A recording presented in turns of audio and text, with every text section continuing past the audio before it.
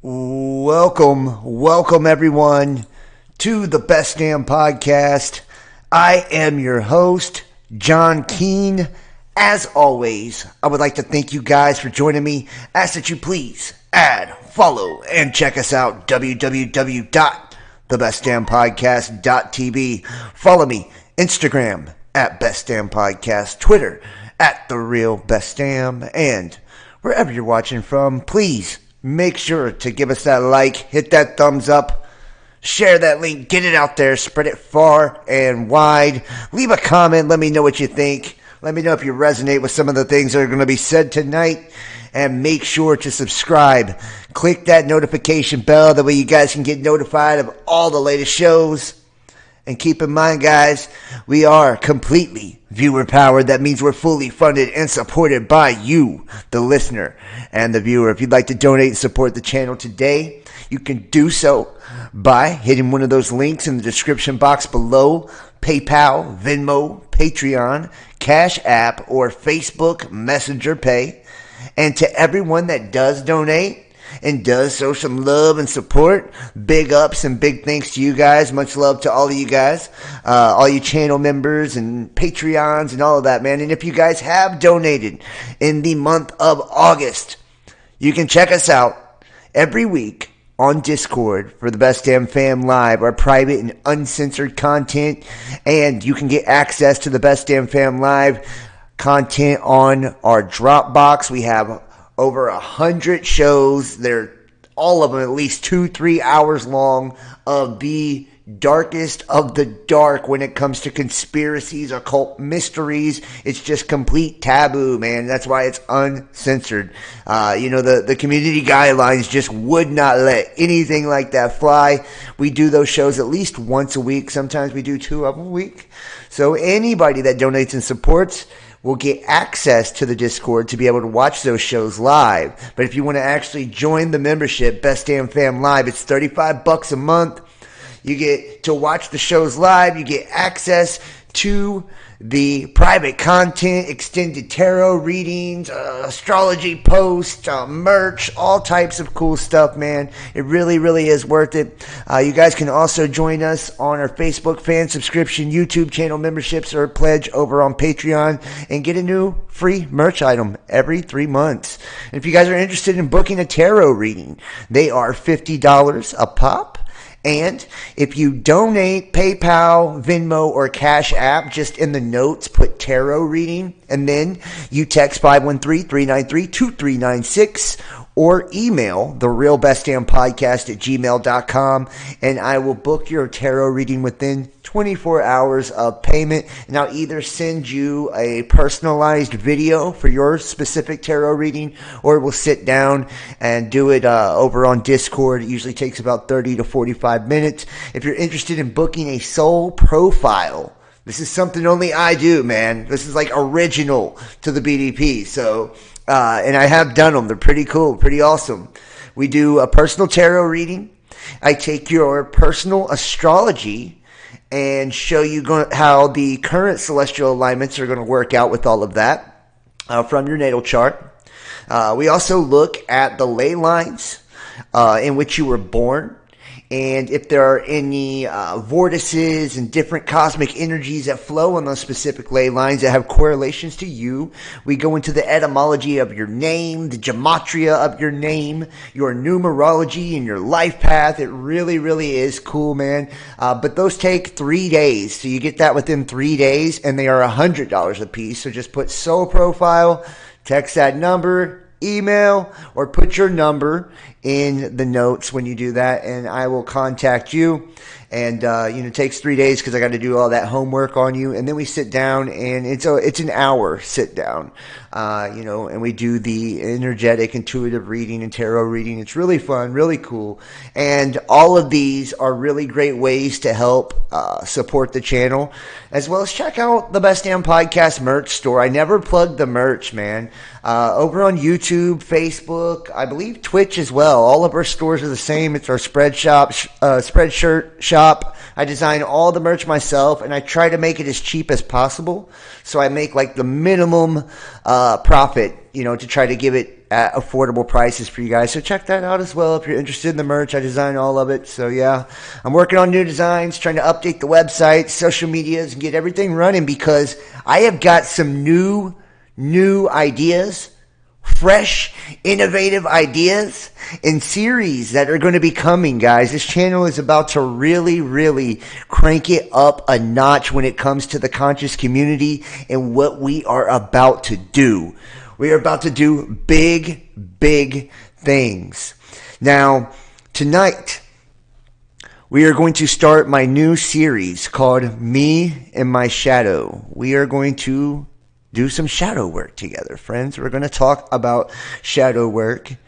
And this is part of this inspiration I had, essentially, because of a process I've been going through myself personally. And I believe throughout this series, what I want to do is document a lot of the different synchronicities and anomalies that I myself am experiencing. I'm going to start keeping a journal of all my synchronicities and, anomalies and different things, as well as a dream journal. And I'm going to start sharing all of this stuff with you guys. My manifestations, my scripting, my positive affirmations, my book of shadows. I'm going to bring it all out there and, kind of incorporate it into these teachings. And we're going to go into really, really deep territory when it comes to the sacred sciences, when it comes to alchemy, DNA activation, downloads, codes, and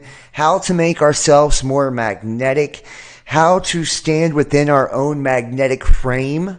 That way we hold space and are able to attract all of the energies that we are looking to attract within our lives. That way we're in a space to where we are in our power.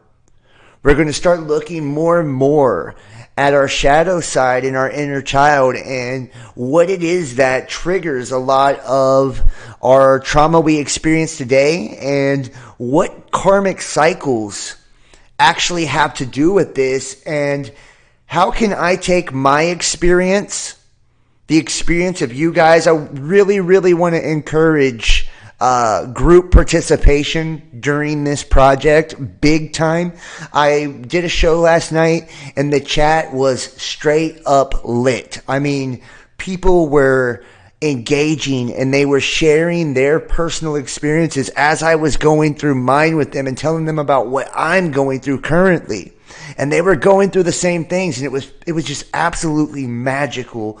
And I believe that this is going to be an amazing way for all of us to not only be able to get together and have group chats and talk about these things, but for you guys too, to have places to write down your testimony. I'll share your experiences on the air, as well as I always read the chat and stuff like that. But people can be able to engage with one another, that we can take our experience and what we're going through and try to explain what's actually taking place during this paradigm shift. There's new energy coming in.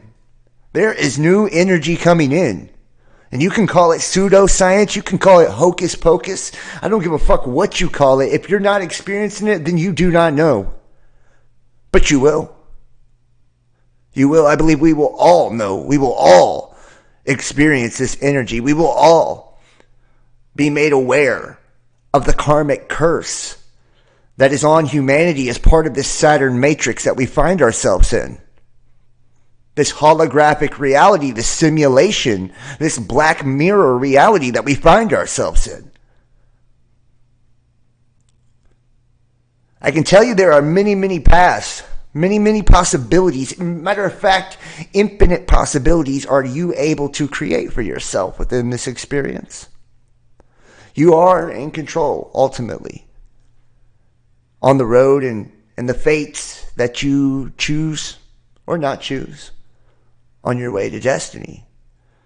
your way back to your soul, your higher self, your oversoul, the true you. That's the only true path. That is the narrow gate. That is the way back to God. In my Father's house are many mansions, right? That's your mansion that you're going back to. A lot of this will be uncovered by esoteric knowledge, such as astrology, alchemy, numerology, sacred geometry. We're going to look at all of it, man. The Hermetic Principles in particular. A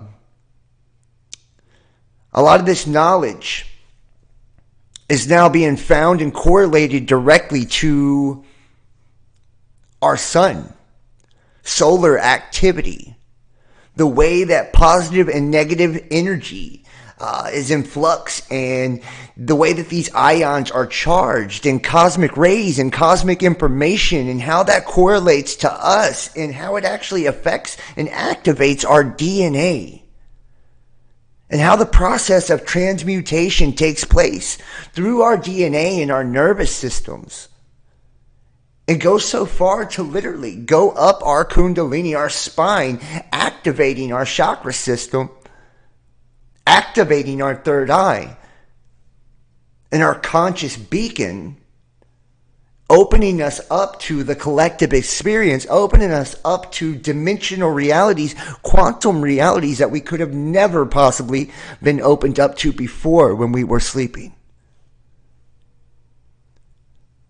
This is a rare time when we get to the end of the cycle like this. Special time. Every prophecy on the face of the earth, every prophecy, every religion, every spiritual school of thought talks about this is the time. Like you're lucky to be in this time. All the prophets of old wanted to live in what you're living right now, wanted to experience what you're experiencing right now. We are in the cosmic cycle of the highest conscious state, the most information and energy ever available to the human species. Do you know how big that is? Do you know how big that is? Do you know how dangerous that can be? I mean, do you truly know how dangerous that can be? To you. To your own experience if you don't know what you're doing. You know, this energy can literally take your life. You can take your own life because you're in charge of your life. So if you allow yourself to buy into old systems of fear, guilt, shame, old dogmas, indoctrinations, and belief systems that no longer serve you and that keep you trapped in that dualistic, paradoxical reality that we've all grown so accustomed to our enslavement in, our bondage in, you will get that old reality outcome if you so desire, if you so choose.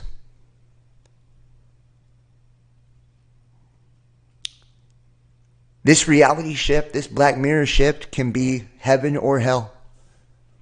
Literally, heaven or hell. Depending on you. Depending on what you choose to experience it and how you choose to experience it.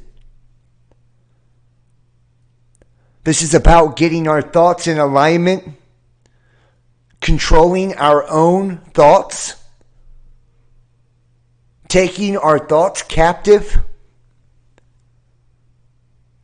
being the masters of our own minds, taking that crown of thorns off, and setting our minds free once and for all, stepping outside of the Saturnian box.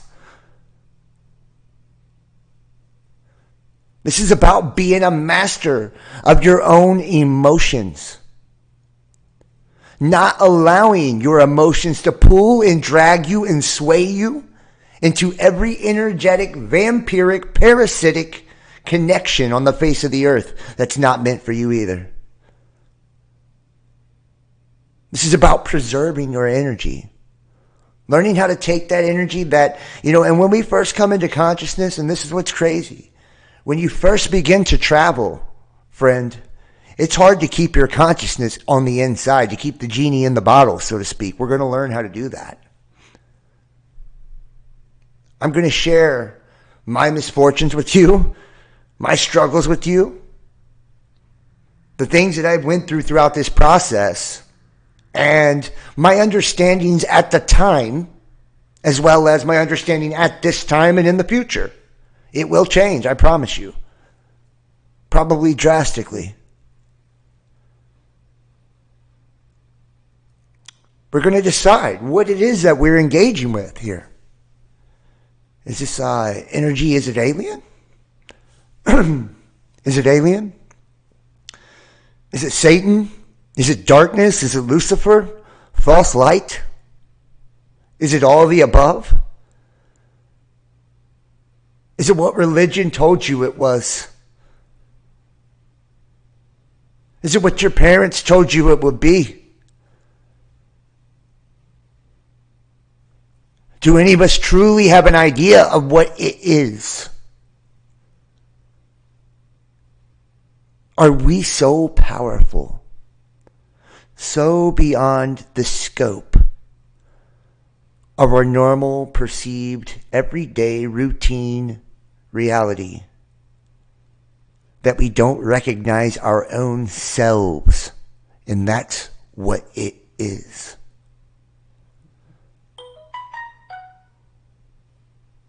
This is a challenging time, but the payoff is huge. This leads to total enlightenment, total illumination, total freedom. You want to be a free agent within the system? This is the way. You want to light the lantern of the hermit? This is the way.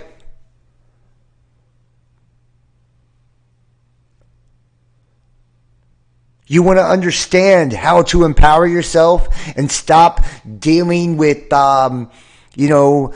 dogmatic prayer and,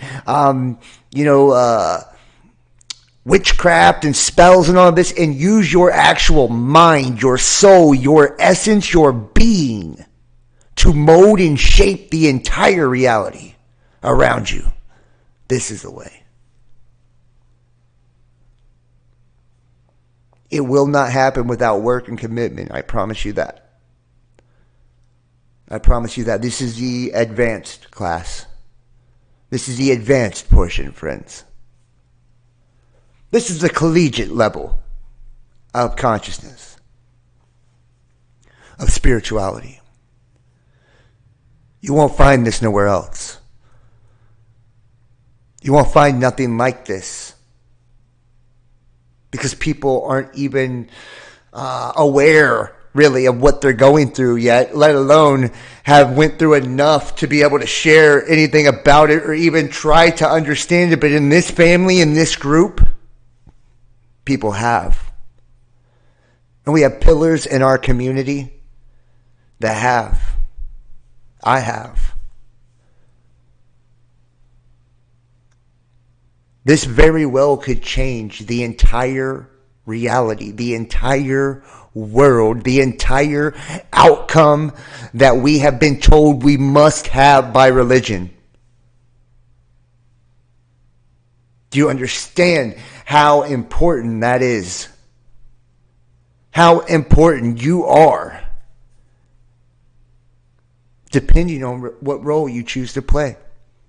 It all depends on you. You can lead a horse to water, but you can't make him drink, right? We're getting ready to lead you to water. Lead you to the light. But you will have to walk down a dark path. And the only light that you will have will be your own.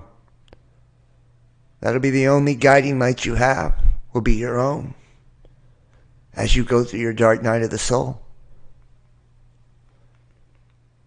As the astrological energies intensify. Because as consciousness expands, as the veil or the magnetic field continues to go into reversal and flux, more and more of those cosmic rays and information are coming in. So the downloads are coming whether you're ready or not. Ready or not, here they come. These planets going into retrograde left and right. Ready or not, here it comes. It's coming right back at you. Eclipses and new moons and all of this different lunar energy. Ready or not, here it is. Numerological portals associated with archetypes and seasons, as well as astrological alignments. It's here too. We are going to teach you how to understand energy from a whole different plane, from a whole different level. Spirit from a whole different plane and a whole different level. This could very well change the way the world looks at the world. Think about every ending of every cycle. I want you to think with me. Think with me tonight. How do they end? How do they end? Every time. Bueller? Anyone? In catastrophe. Catastrophic. Cataclysmic. Mass extinction events. And don't tell me that's conspiracy. It's scientifically proven. It's fact, brother.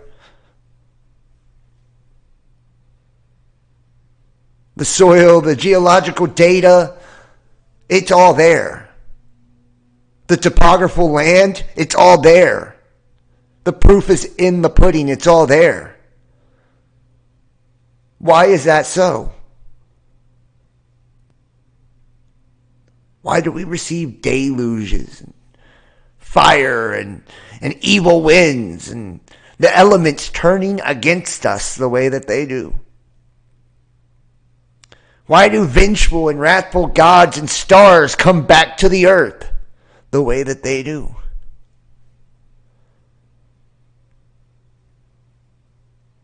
This is something we may very well just find the answer to. Are we bringing them here? Are we drawing this energy and these energies and these catastrophes in by our lack of our ability to be able to perceive the reality for the way it actually is?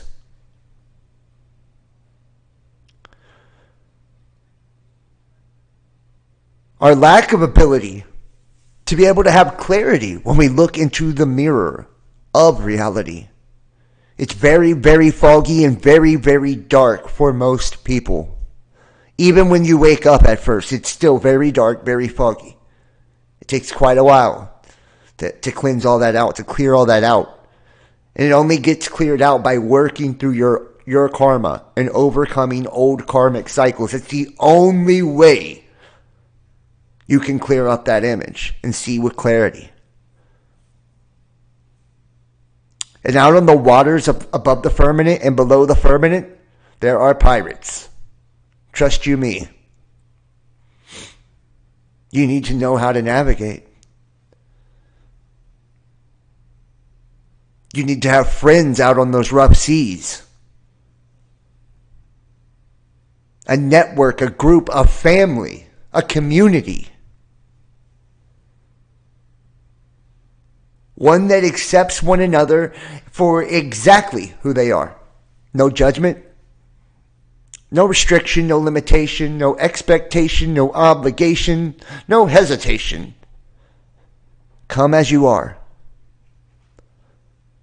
No matter your age, sex, race, creed, sexual orientation, political orientation, it doesn't matter. You are accepted here. You are loved here. You are welcomed here, because here you are divine.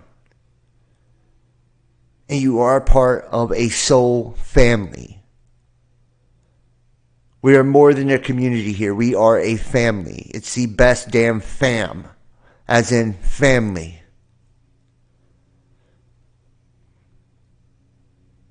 And we are bound together. We are tied together by our shared experiences. When we decide to come together and do these different builds and learning that we're doing now, and we'll be doing tonight, we're about to get really deep into in just a moment. We're taking all of our collective energy and we're focusing it on something. We're in receptive mode because we're open and we're ready to receive. We are channeling said information right now, allowing ourselves to be vessels for that information to flow through. And we're making it open and available and holding this space that way all people seeking the truth, seeking freedom, seeking love, seeking a benevolent place to find rest, to find safety, to find comfort, to find support. We're opening that up for you right now, like it's here.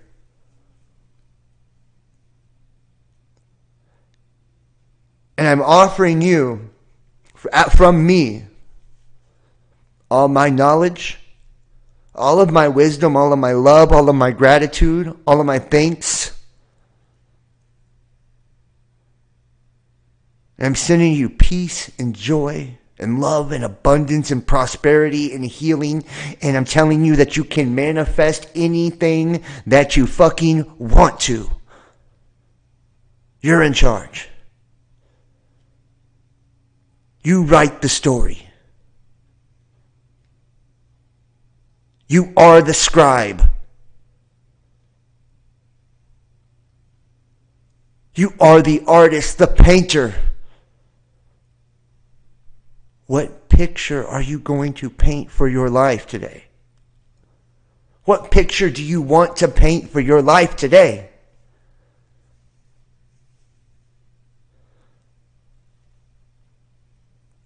And you know what? I apologize to people, but I don't apologize to people at the same front. It's taken a while for me to find something that excited me again. I was holding back. I thought, I was worried about being judged, and I was worried about, and we're going to talk about some of these things that actually are really key about like not expecting things and all of this, right? I had a lot of things that were hindering me in my journey, in my path, right? And on my way to where I'm going. But I knew deep down that I had to find something to break out of the old. That I could no longer do things the way I used to do. That I had to find a way to express what I know now. What I'm going through now. In a way to relate it in such a way that other people can say, hey, I'm going through that too. I'm experiencing that also. Like, just like you, bro. And for the people coming into it that way, they had somewhere, someone, people, multiple people, pillars,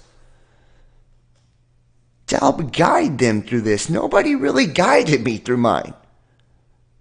I damn near got myself killed like 10 times. I'm not lying to you or exaggerating one bit.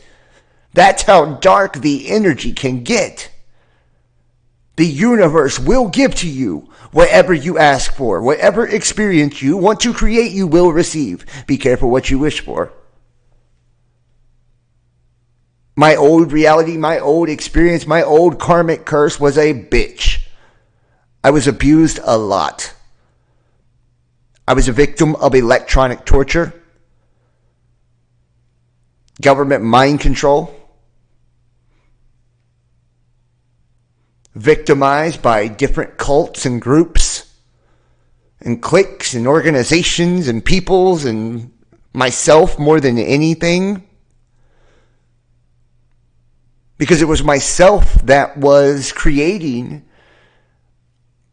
the need for those experiences and projecting the energy onto the groups, the organizations, the peoples, and all these things to even have those experiences. And I refused to see it. I refused to believe it. I couldn't believe it. I couldn't take it in. I couldn't come to terms with the fact that it was me. It's like, what do you mean? I'm not doing this. I'm not making these bad things happen. I'm a victim.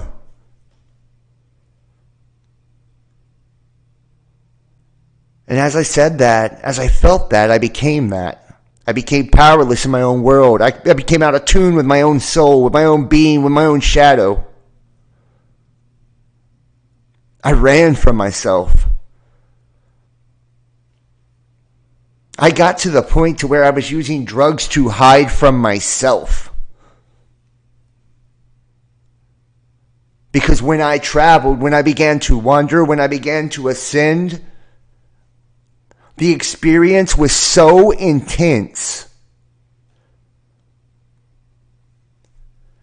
The shift in reality was so dramatic, so profound, that my mind couldn't wrap around it. My mind couldn't handle it at times. It damn sure didn't understand what was going on all the time. I became paranoid and suspicious of everyone and everything. I began to isolate completely.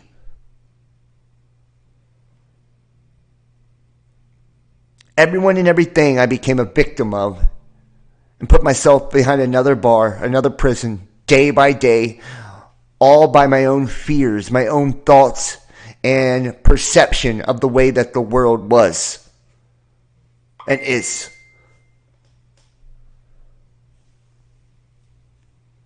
Now you tell me, man. What type of life do you want to have? Do you want to know how to stay in the place to where you can actually keep that spirit inside of you when you need to and protect that energy? It's a pretty handy thing to be able to do. Just saying, take it from somebody who couldn't keep it in and lost it for a minute. Lost their own soul, their own shadow for a while. Try doing that. Being at the whim of the world instead of in your power. And the world being at your whim. I promise you, if you give others control of you, they not only will they take it, they will capitalize on it. Because the way most people see it in the spiritual realm, in the astral, they see it, if you don't value it, then you don't deserve it. And they're more than willing to accommodate you with the lesson you need to appreciate it. More than willing. And if they can keep it, they will. Because it's like finders keepers, right? Remember, this is pirates. This is on the waters of the firmament. This is in the courts of heavens. This is the highest place of existence, of dimensional existence we can exist in. This is heavenly beings. This is your heavenly being aspect of you. This is what you're going to tap into and what you are tapping into. This is that Aquarian energy. The paradox shift.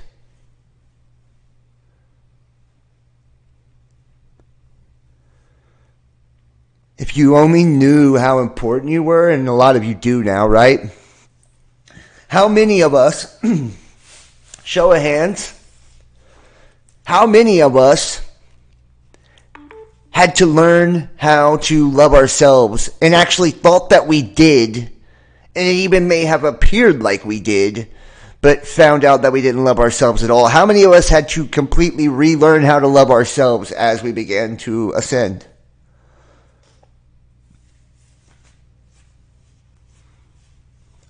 I definitely am, Jordan. I haven't even had a test.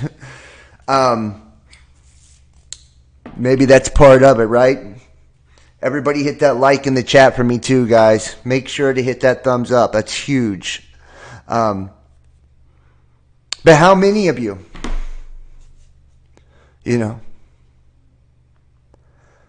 I'd love to see it. I'd love to see how many people struggled to keep their own consciousness and the genie in the bottle. Right? When the cat finally got let out of the bag and you finally were unlocked, how many of you guys could keep the genie in the bottle? How many of you guys got capitalized on by other people? How many of you guys were manipulated by others, by outside influences, external influences? How many of you lost your privacy and became spied and trolled upon and doxxed and cyberbullied because you weren't in your power?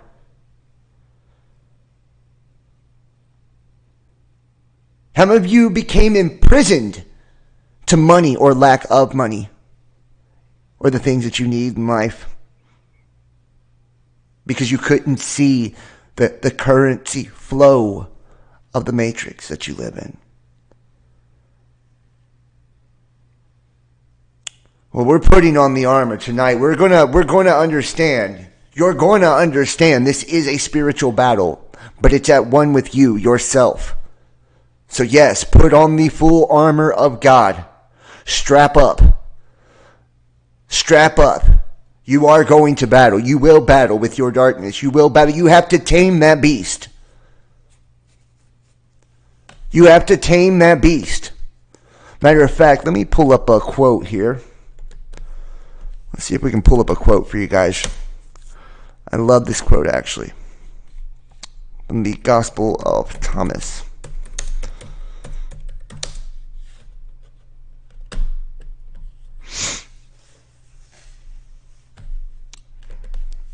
Okay. When he talks about the lion taming the man. Hold on here. Let's pull it up here. Give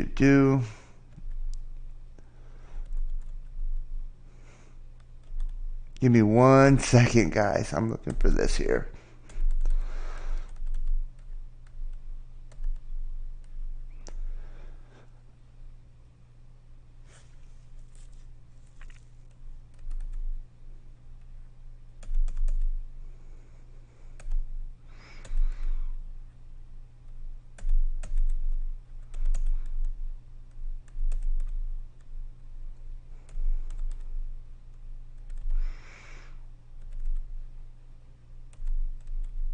Here we go. Here's some. I'm going to go through a few of these, actually.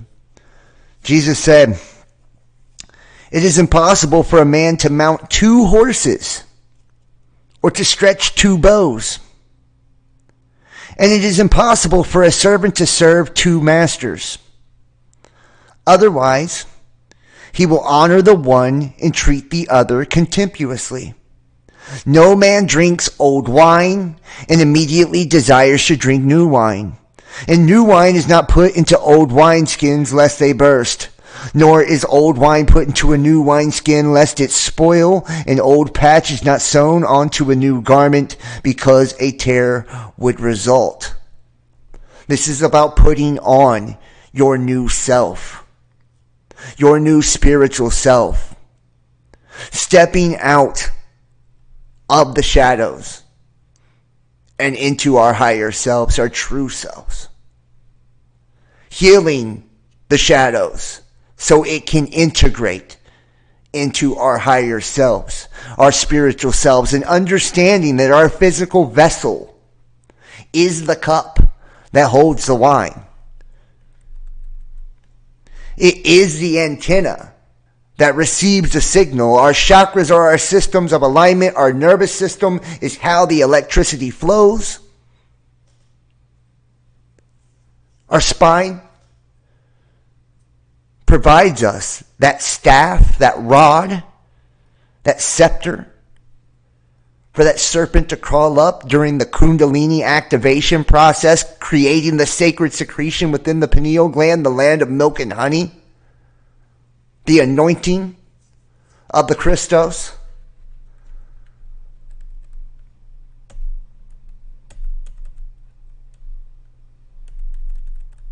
Trying to find a particular one, guys. Hold on here.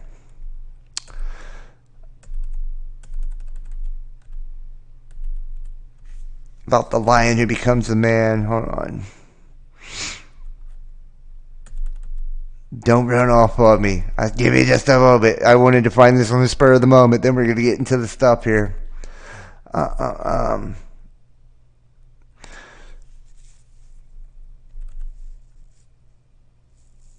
Wretched is the body that is dependent upon a body. And wretched is the soul that is dependent upon these two. Wow. Wow. The kingdom of the Father is like a certain woman who was carrying a jar full of meal. While she was walking on the road, still some distance from home, the handle of the jar broke and the meal emptied out behind her on the road. She did not realize it. She had not noticed no accident. When she reached her house, she set the jar down and found it empty. She was broken and she was leaking her energy. Her wine, her oil for her lamp had been stolen. Her power had been relinquished. Her crown had been taken.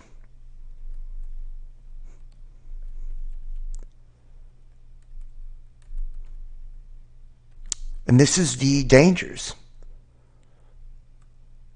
about ascending and stepping into a realm without rules, without restrictions. There is no law outside of the bounds of Saturn. And that Neptunian, Uranian energy, there is no law there. That is the world of dreams. That is a conscious realm of a higher dimensional vibration. There is nobody to intervene if you engage in warfare or acts of warfare with other entities, other people. So if you are entering into this lawlessness, right, through the process of illumination, don't you think that it would probably be a good idea to understand how it actually works? What's actually going on in your world and why things are so fucking upside down right now?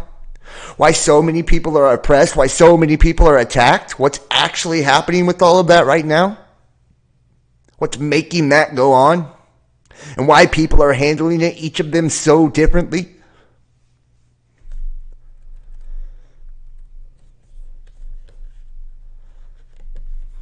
Alchemy, blood, bloodlines, gold, and consciousness.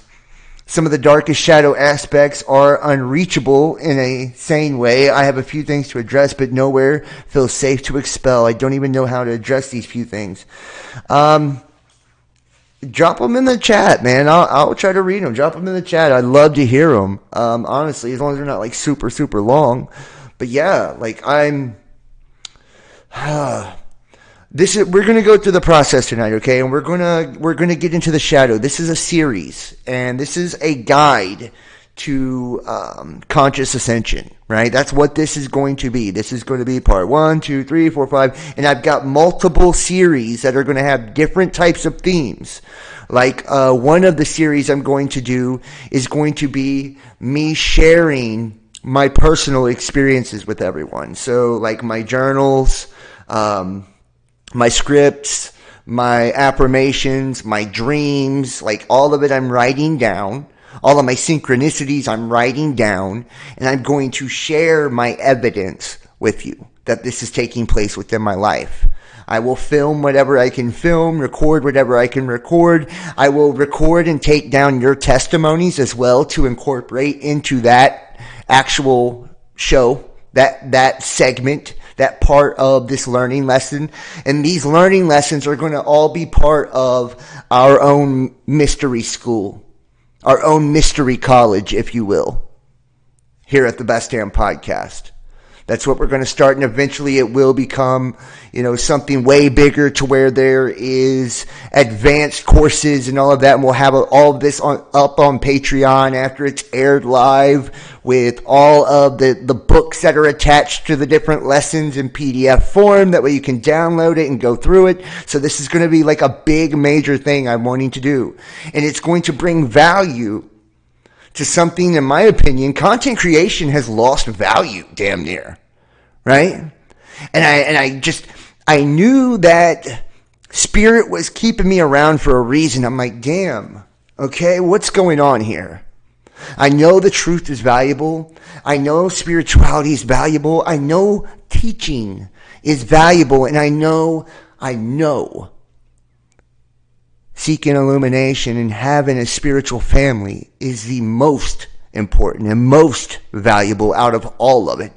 And I wanted to preserve our community more than anything.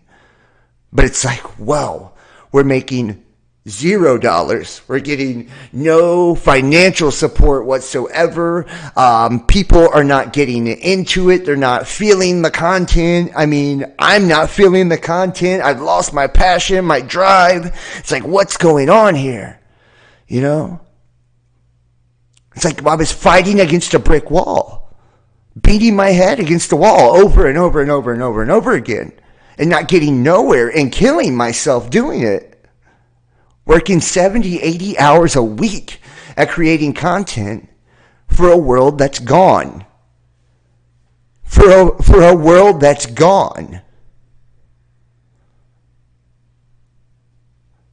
And I'm not going to dwell on the time I wasted doing that. I needed to do that. That was part of my experience, and that's who I was in that moment at that time, and that's who I needed to be then. So I won't beat myself up or apologize for that. That was part of my lesson of learning how I needed to let go of some things, and my old way of thinking, my old way of seeing things. My old beliefs were the number one things. My self-limiting beliefs especially.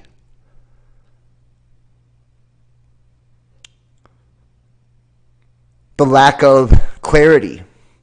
Because I was in the fog. I was going through the dark night of the soul so intensely, and I still go through them. Guys, they don't stop, by the way.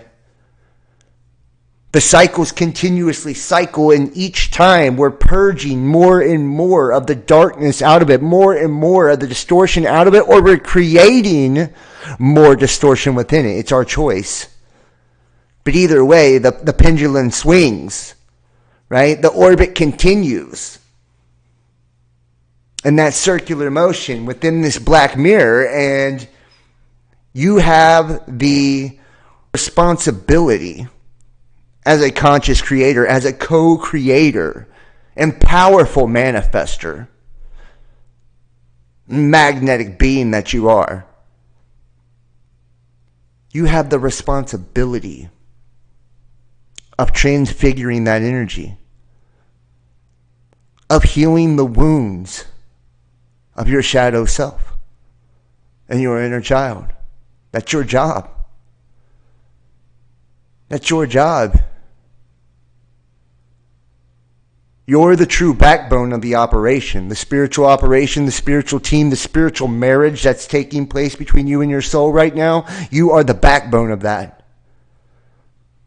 You are the rod. You're the wand. I hope you know that, right? You're the pen for the scribe. The reality's the paper.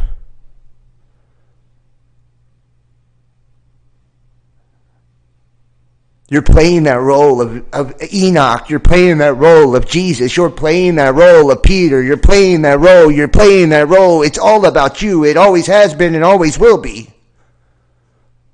But can you accept it for the way it really is now? Can you see it from a different place, a different level, and let go of the old ways? The old perceptions, even the ones that we created over the last couple of years. Can you let go of all we think we know now? and take a leap of faith towards yourself. Make a grand investment in yourself. And do it together with like-minded people that are on the same path as you. And there's no question about it. There's no lukewarm people in this community. There's no lukewarm people in this community. It's full of pillars within this community. People that have been at this for years, decades. And they do their work daily. And they master their craft greatly. And they all have their own variations and styles and methods and ways that they do things and beliefs. And they're understanding how to embrace that now. How to look at themselves without shame, without guilt, without seeing themselves as a victim anymore, as powerless anymore. They're learning to look at themselves differently. And have compassion on others and compassion on themselves, most importantly. All of the self-limiting beliefs they're dissolving. They're evaporating. It's like they never existed. Isn't that weird? Isn't that weird? Like they weren't really real. Like all of our limitations weren't really real. I tell you what, I'm starting to question, guys. Do we have to physically die? I mean, do we though?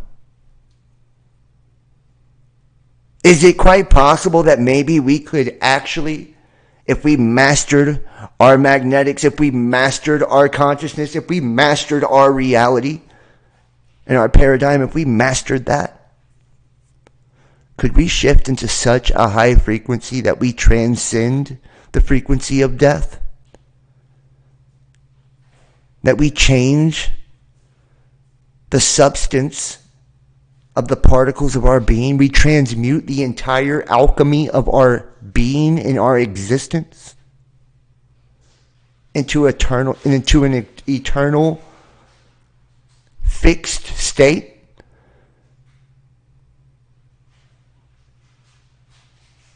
Is that possible? The Emerald Tablets of Thoth believe so. It talks about meditation 2 hours to the north and 2 hours to the south each day. Talking about the poles, which are polarities, right? Positive and negatively charged ions. This is binary code. This is the system. This is the matrix.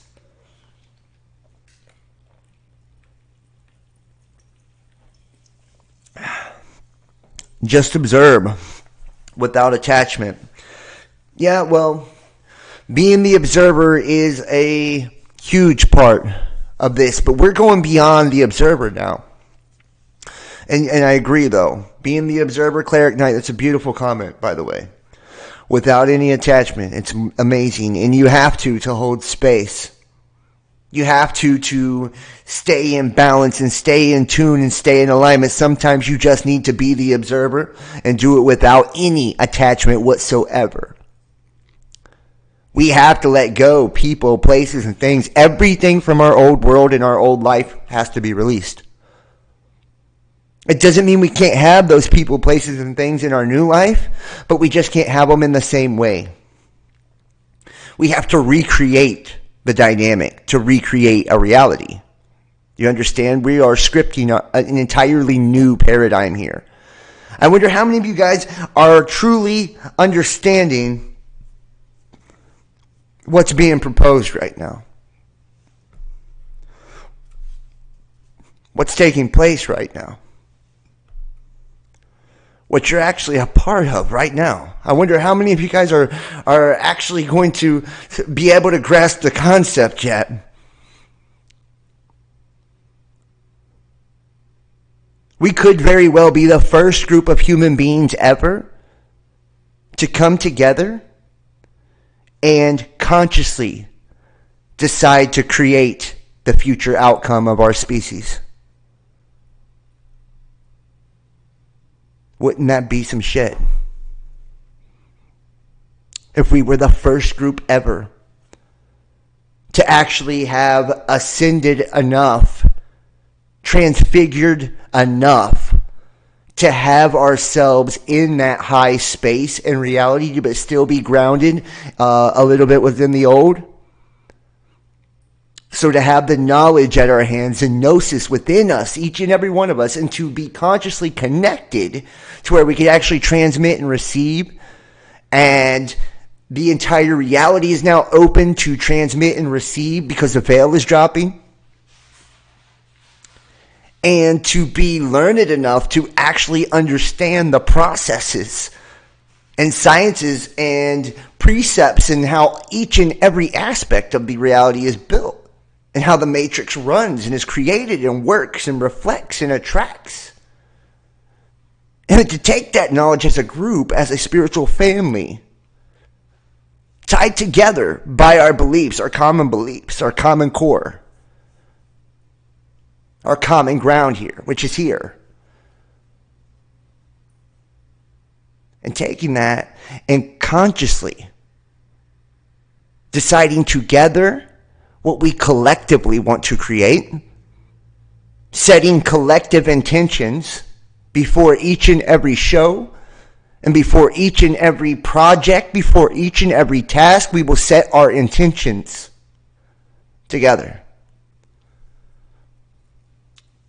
We will also learn how to do it individually as well. We will set our intentions in our own individual lives, empowering ourselves. Not only will we set our intentions, but we will learn how to create our own frame of space. And I'm going to teach you a few techniques then these are techniques I've actually been studying recently because I told you I had a problem, like a real problem. I am a traveler, okay? I am a traveler. I have a variety of psychic gifts. I have telepathy, for sure. I have the gift of prophecy. I'm highly empathic and intuitive. I am a very good reader, and I can even write and create and paint and do a lot. I can do a lot. But when I started tapping into the side of the wanderer within me, that deep mystical side that travels. And I love traveling, by the way. Traveling is my number one thing to do. It's my favorite thing to do is to be a traveler. Okay? To be that free agent. I love it. I love it. I love it. I love it. There's no greater experience. It's amazing. It's beautiful to be able to put yourself into another person's space, quite literally. And to allow others to experience you and to channel you. And to channel yourself through all people. All things. To see yourself in all people. In all things. That's what a traveler does. That's what happens when you take the governors off, guys. I'm trying to tell you. Reality isn't what you thought it was. Not at all. Not at all. But when we do that, because we've had to learn throughout our lives, because we're empathetic, we're all empaths, most of us. I'd say all of us in this group are empaths. But because we've had to learn to use our empath tools to constantly through childhood traumas, right? And having to project our consciousness to other people and focus our energy outwardly to other people in situations to manage and even manipulate the energies around us so we could survive, right? So we could survive. That's why we did it, We were trying to feel safe. We were trying to, and if we were abused, if we were neglected, abandoned, hurt, whatever it was, we were trying to feel safe. And a lot of it started with our childhoods and continued throughout our entire lives. Because what happens in your childhood is that energy that feels like home to you That's your familial energy. So you will go chasing that familial energy in all of your relationships, your jobs and careers, and all of your karmic experiences until you overcome those familial curses, those ancestral curses. Energy that has traumatized you and created those inner child wounds and scars within you has probably done it from your parents, and they transferred it onto you. Their parents transferred it onto them, and so on and so forth. And that's an ancestral curse. And it creates a system of bondage and debt and death and debt as well. This reality is based on debt. The system is based on debt. It is a reflective system. That's why those who practice Luciferianism, they stay in the gray.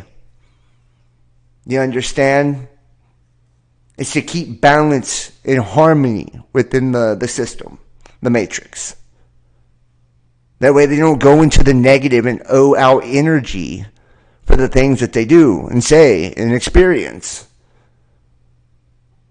They balance the bad with the good, so they can walk on the water of the firmament instead of drowned in it. So they can be free at the top where the air is and breathe instead of suffocate and suck water as they sink to the bottom of the ocean. Like a large millstone thrown in, and think about the Bible. It says, anyone who'd harm one of these little ones, it would be better to have a large millstone hung around their neck and be tossed into the bottom of the sea. What do you think they're talking about when they say that? By the way, the Bible is the most esoteric, mystery-laden book in the history of all books. It's the number one occult book in the world, the Bible is. To harm one of these little ones is talking about your inner child. It's talking about the Christ child that's being birthed in you right now. You're travailing in birth pangs right now, by the way. As your higher self is birthing that inner child, and that shadow is being brought to the surface now, being brought to the light, nothing can be hidden anymore. Right? You're travailing in birth. You're pregnant with yourself. And giving birth is making the two become one. It's marrying the two, the father and the mother, the divine masculine and divine feminine, and producing the son, the Christ, the Son of God within you. Atma. Adamus.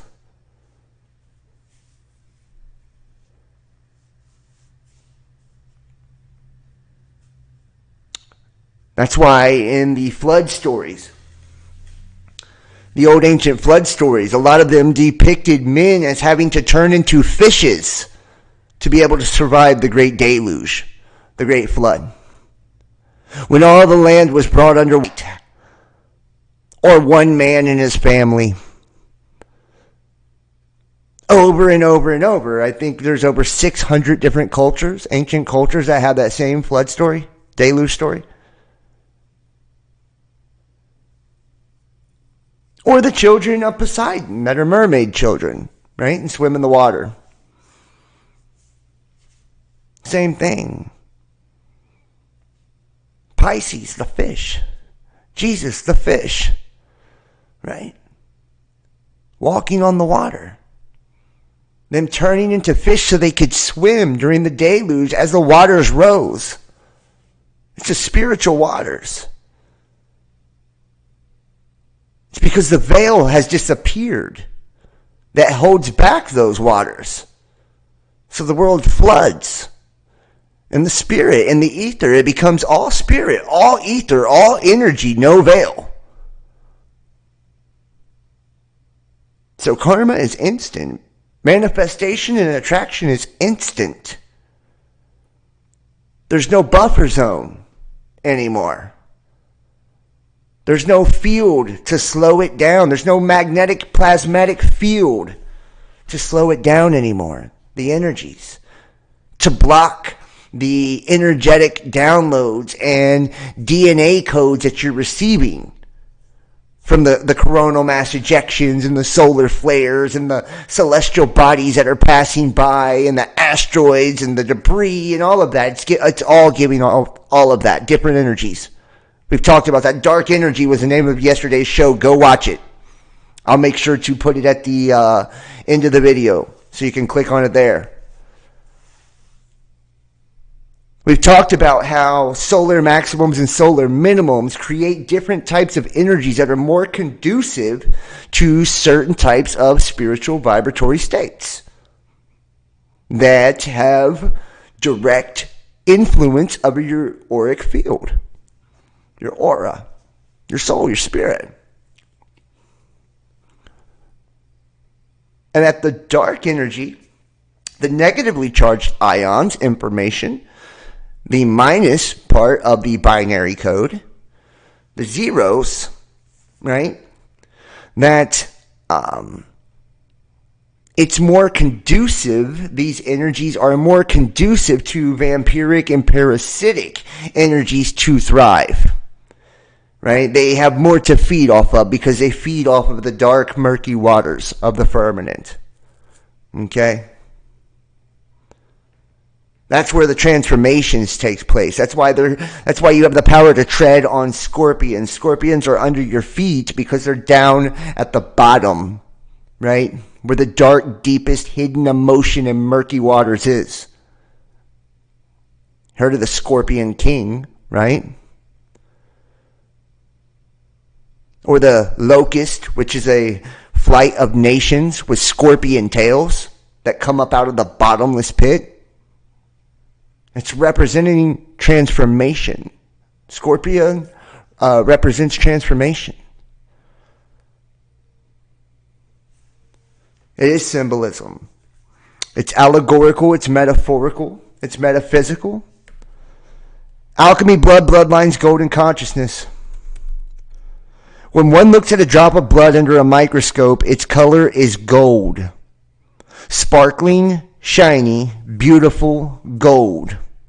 Gold makes up about 0.02% of human blood. And remember, in the Hebrew etymology, gold, biblically, means the heavens. Gold, biblically, means a spirit as well. And now we see that gold is also in blood. Blood is the life, right? Sacrificed his blood on the cross. His gold on the cross. Your spiritual gold is your spirit. It is the heavens. Throughout history, humans have valued gold. And remember, this is a system of debt and sin. Sin is debt. Karmic debt. Karma is debt. It's currency. Karma is currency. Right? One way or the other. Positive currency or negative currency. On a circular system of flow, a spherical system of flow, it ebbs and flows. It goes around and around in an orbit or a cycle, just like all of our spherical wombs within this matrix do. And as it does this, the different energies that it interacts with creates different reactions. Every action has a reaction. So as your planet, if you will, is spinning through space, right, with its satellites around it and all the different things within its life that influence it, which all have their own energetic signature as well, that influence your energetic signature, your magnetic fingerprint, if you will, because that's what a magnetic signature is actually, it's essentially a fingerprint. Each planet and celestial body has its own unique individual magnetic fingerprint, just like you have your own individual unique magnetic fingerprint as well, right? And it's found on your literal fingers and toes and on your hair, and everything about your body is due to your individual magnetic frequency that also correlates directly to your individual genetic code. Your DNA. Your individual DNA and genetic code directly correlates and connects through your astral cord to your higher self and your individual and unique spirit and soul. That unique spirit and soul projects a reflection as its light down into the waters below, the mirror below, the black mirror, the dark mirror below, and creates an image, reflection, a projection of itself. And that is called your shadow self. Your shadow side, your lower, your carnal side. These are the greater keys and the lesser keys. And you, my friend, are part of the triune being. You are the sun. You are the masculine shadow side and the feminine light side that creates the mother and the father that creates the son. Right? You are the vessel that holds them both. You create the Trinity, the triune being. You are the folk, the forks, the pitchfork that Poseidon holds. Right? The Lord of the water. Ea, Lord of the water. Enki, Lord of the earth. Throughout history, humans have valued gold. Why is this planet so in awe of the beautiful metal? I think we're starting to understand, aren't we? It's spirit. It's energetic transfer. Anytime you do a job, you do a work. Right now, I am giving you all of my energy in an energetic exchange. As you give me your attention and your energies, right? And in the chat, you send in questions and comments. You're putting your energies into the pot too. You focus your attention and you observe, right? Putting your focus and energies onto the channel. As I'm channeling the information right now that's flowing in through you, through the chat, and through myself, through my own third eye and conscious receptor. Right? And we're exchanging energies. We're exchanging conscious information right now. Not only am I speaking to you phonetically, verbally, but my subconscious is decoding messages in a lower vibratory state underneath the vocals of my words as well, just in case you didn't know. I believe some of that could be described as electronic voice phenomena, actually. What we call disembodied voice. The consciousness speaking at a different frequency because it's in a different dimensional realm, a different aspect or paradoxical aspect of ourselves, a different quantum state. Because we are simultaneously existing in all different dimensional realms and aspects right now. Every move, every blink, every thought, there is a variation of said move, blink, and thought that creates a different branch off from my conscious present state and a multitude of realities and possibilities and experiences, because we are creating every possible experience that could be experienced as a part of being the source, right? Which is infinity. It is infinite. So it is constantly replicating, self-replicating, fragmenting, right? And creating, breaking away into different energetic vibrations to create every possible experience that's ever been had, and in every possible being, living or otherwise, every possible world, reality, I mean all of it, universe, multiverse upon multiverse upon multiverse, and that's what you're an heir to. That's what having that 363 or 360 degree view is all about. That's what it means to be on Mount Sinai, Mount Hermon, Mount Olympus, Mount Zion, right? The Temple Mount. To be crucified in the place of the skull, Golgotha. To die to your thoughts and your perception of the world, the way that you perceive things and seeing things, your moral dogmas, your religious dogmas, your indoctrination, your systemic education, your official narratives, your historical accounts.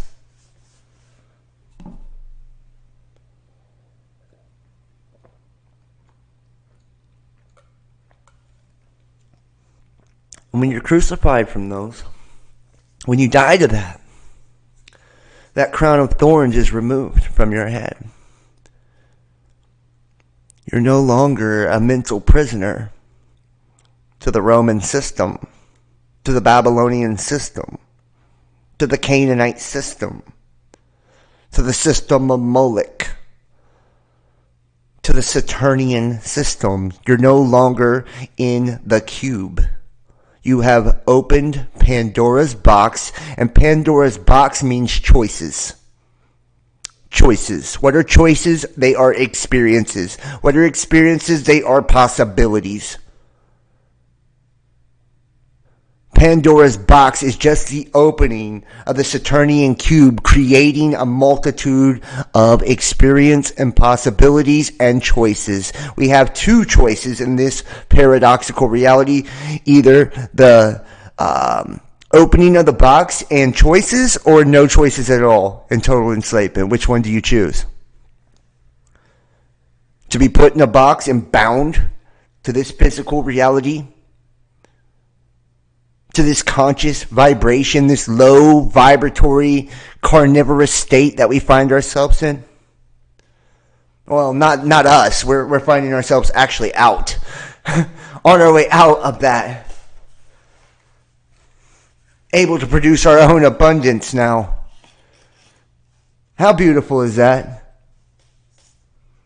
How many of you guys are starting to learn how to influence currency to benefit you financially? I would love to see how many people are able to do that yet. And do that now. That's what I'm working on. That's what we're going to be working on. But we cannot do these things if we don't understand how all the energies work. And how they're all connected. We have to understand first at a scientific level, and an anatomical level, an astrological level, a geometrical level, a numerological level, an alchemical level, symbolical level, metaphorical, allegorical levels. These are all different principled experiences, dimensional experiences or dimensional truths and realities and ways of expressing the extra dimensional reality we exist in, the infinite space we reside in. These are our tools in the toolbox. And I hate to tell you, these secrets are occulted. That means they're hidden. They don't give the master keys out to anyone, guys. You have to earn the master keys. You have to sow good seeds. One of the best ways to create happiness and goodness, it said, I was watching the Dalai Lama yesterday, actually. He said it's charity. It's charity. It's acts of selflessness and kindness that bring us the most abundance and prosperity in our lives. So you can see why churches, right, 501c3s, have capitalized so much off of passing the collection plate. Right? Because there really is a benefit in it. You know? And it goes back biblically, to Old Testament, tithing, 10%, right, to your church, tithing. It's a tenth, a tithe, a tenth.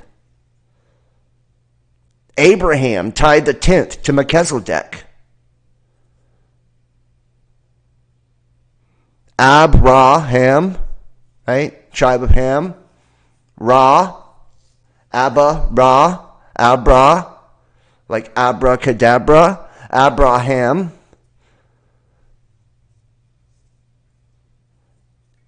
And his seed would be the multitudes of the grains of sand on the shore of the sea and the heavenly host, right?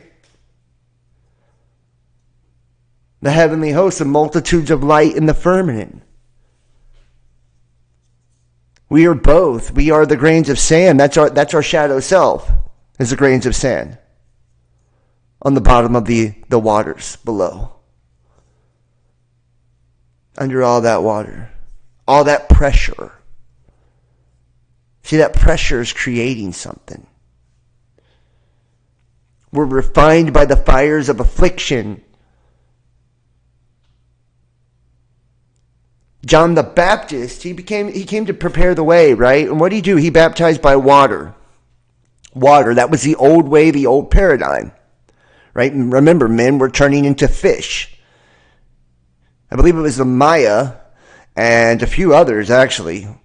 Could have been the Aztecs and a couple others. I mean, there's like quite a few where men turned into fish to survive the deluge, to survive the end of the cycles. Right? Because we were overcome by the water, the ether. These elements are powerful, y'all.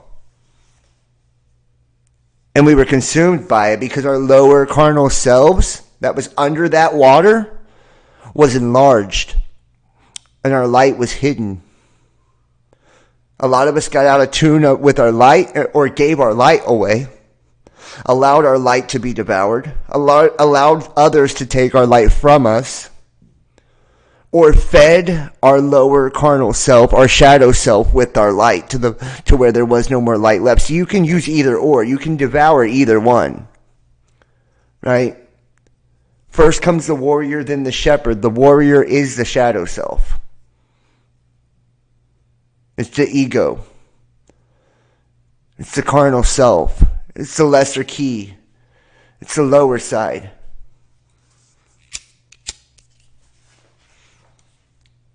One of the least recognized reasons is that liquid gold in blood holds cellular genetic memories that include creation. The Anunnaki in gold. Ancient archetypical symbols. Whoops. Hold on, guys. Got my mouse all screwy. Oops. All right, sorry about that. Ancient archetypical symbols are being activated through the golden conductive properties within us. And remember, we do have base metals that reside within our system, like copper and iron, right? Copper is a conduit for electricity. Okay? Iron is part of the blacksmithing process, the smelting process, right? Striking the hammer. Okay? Creating the spark, the eternal spark, or the flame, the smokeless flame, the archonic flame. It's iron mixed with miry clay and the beast of Daniel, right? In the book of Revelation. Iron mixed with miry clay. Remember, Prometheus stole the 50 sparks, right? 50 sparks, and mixed them with clay to create man. Those sparks were iron from Saturn. Saturn is the god of this world. Saturn is the masculine, mammalian, father, paternal figure, carnal figure, god of this world. He is Enlil. His feminine aspect would be Sophia, or the Holy Spirit, or Christ, or Lucifer, right?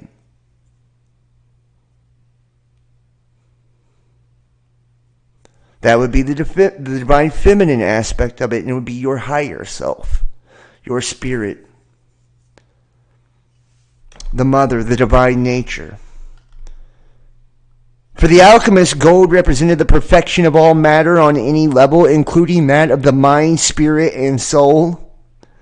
If we take time to look into the science and spirit of gold, we will find many interesting similarities and understand that the purest aura around the body is golden white light. Look at that beautiful, beautiful aura. Golden white light. Where have we seen golden white light before? Here, I'll show you where we've seen golden white light before.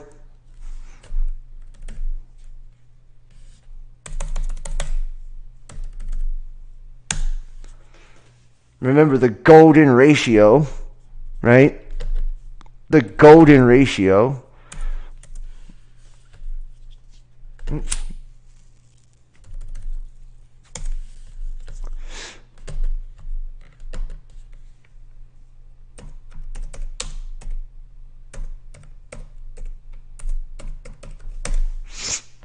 Here you go. Well, that's not the halo I was looking for. That golden white aura. Hold on.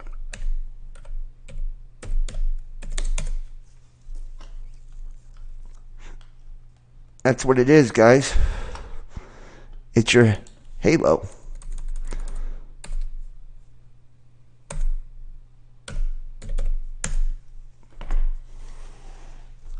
That's why you see the depictions like this, right? With the big golden or white circle around the heads of the saints throughout the history of time. I don't know why it's not giving me anything even halfway decent here. Here we go. It's a little better. See? Archangel. What's he got? Golden white light. It's because he's a son. He's become a son. Remember, the angels are the heavenly host and they are the sons of God. The angels have no gender, right? They came unto the daughters of men. The daughters of men. Men, male, patriarchal, carnal, Saturnian, carbon, iron energy. Okay? It's the masculine, the physical, the lower vessel. All right? They came unto the daughters of men. The daughters of men would be the divine feminine, the Holy Spirit of men. Okay? Which would be our higher selves. Okay? The sons of God. See all the depictions with the halos around their heads. All the depictions with the halos around their heads. It's because they were enlightened. They were enlightened. Look at that. Even Jesus was enlightened. Look at that. How did they know? How did they all know and see the same thing? This is what, notice he's got a crown on this one. Why? Because this is you stepping in to your birthright. Becoming the son. Becoming the son of God. Reaching illumination. Reaching enlightenment. But to get there, you have to refine yourself by the fires of affliction. What are the fires of affliction? What does it mean to be afflicted? Let's look at the word affliction.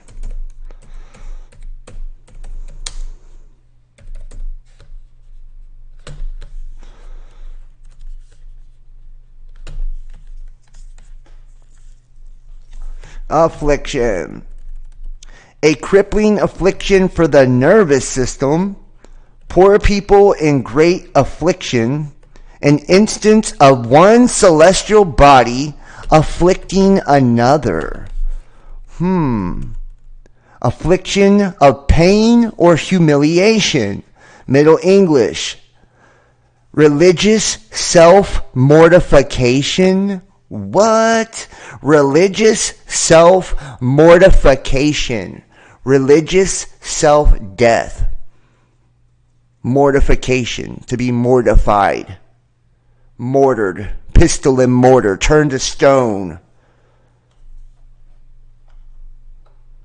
To be ground up.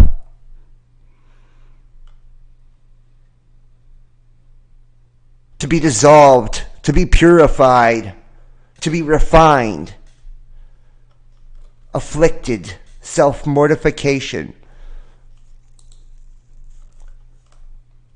In the beginning, golden threads combined with blood to create a bloodline that carries the DNA code for the movement of consciousness in the alchemy of time. This is your golden ratio. The golden ratio is also called the golden mean, golden section, divine proportion, golden proportion, golden number, and phi. Right? Or 5. Like the pentagram or pentacle in the tarot. Right? The pentagram as in Lucifer. Enlightenment. Illuminated. The light. Lucci. Lucky. Right? You're lucky with money. You win. You gamble. It's current. It's currency. It's energy. It's energetic flow. The waters, they're tides, they rise, they fall, they deluge and flood.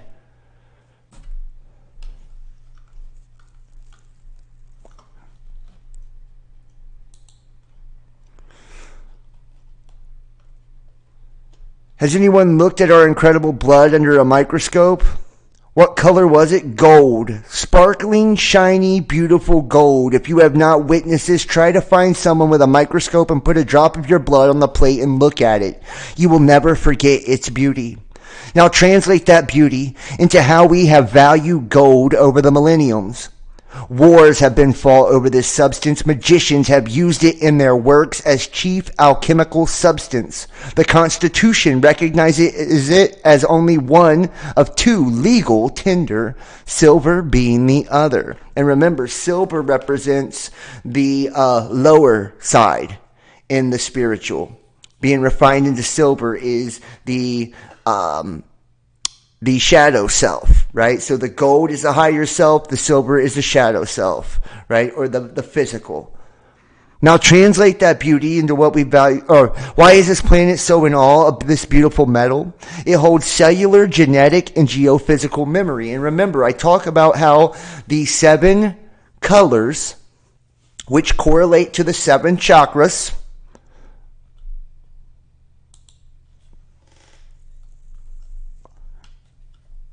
the 7 colors, which correlate to the 7 chakras. Let's see if we can. And this is your flow of energy, your serpent, your rod, your staff, the crown chakra, the brow chakra, the throat chakra, the heart chakra, the solar plexus, the spleen chakra, and the root chakra. Chakras above the head bring one into higher frequency. They range from 4 fingers to 1 foot above the crown chakra. The highest chakra is often referred to as the soul star. See the depiction here, the soul star. I believe it's represented by violet, if I got it correctly. Chakras as spiral cones. And see, spirals, they're vortices of energy, electromagnetic vortices. Cyclones, hurricanes, tornadoes. I told you guys, the cosmic cycles, we see it in our weather patterns as well. It doesn't miss anything. Our reality, spirit permeates everything. It's all energy. See the third eye, pineal, the throat chakra, the heart chakra, that's all being funneled out of the body. These are points. This is study of acupuncture is, taking needles and relieving pressure off of the nervous system to allow these points to flow energetically. The third eye, pineal gland. 12 around 1 spiral and cones of creation. Chakra and color frequencies. Red is the first chakra, the base or the root chakra, the Kundalini root chakra, located at the base of the spine. It's represented by earth, survival, grounding, stillness, contains the primary 8 cells that have all of the knowledge of creation and remain the only cells in your body that do not change in your lifetime. It grounds us into the physical world.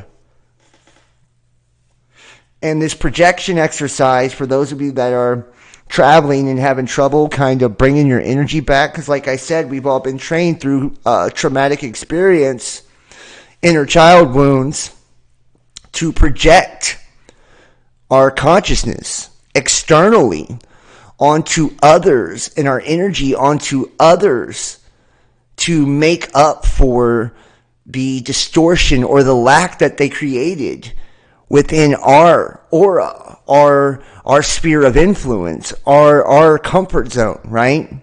Their energy created disruption, so we would compensate because we were empathetic by sending energy out, and we would do it through being passive aggressive. We would do it through being victims. We would have this energetic exchange by being needy, right? All these different energetic exchanges of lack, right? Giving our energy to situations that didn't give back to us. And because we learned to do that, whenever we began to come into higher consciousness, as a result of us not having the stability created during our developmental years as children, it caused us to block our bottom 3 chakras, which are all about stability. It's our core. It's what connects us to the earth. So what a lot of us did whenever we began to awaken was we shot past those 3 chakras and went straight up into our third eye. Right? Straight up into our third eye. Because that's a defense mechanism of the consciousness, right? If it has no stability in its base, in its root, and it can't feel grounded there, well, the next logical place is to go to the top of the mountain, right? To where you have that 360-degree view. Okay? And from the 360-degree tower, from the New Jerusalem, from the third temple, the command center of the consciousness, you're able to control things, right? You're able to control your reality, your perception, your mind, your thoughts, your feelings, all of it from that place. And you're able to project from there as well. So we go up there with that 360-degree view and we begin to project our consciousness out onto other people and situations, sending our energy out onto other people and situations. And we're giving our energy away. And even losing our energy in some cases. Because there are people that are there just to take it. That understand how to feed off of that energy. How to actually block your stability. That's why people do witchcraft and curses that block finances. That block love. That block your safety. Because they're trying to block those bottom 3 chakras. They're trying to block you from putting your energy back into your own body, your own vessel, your own cup. They're trying to keep you from filling up your own cup. That's why witchcraft works like that. That's why people bind those things. That's why they attack those things.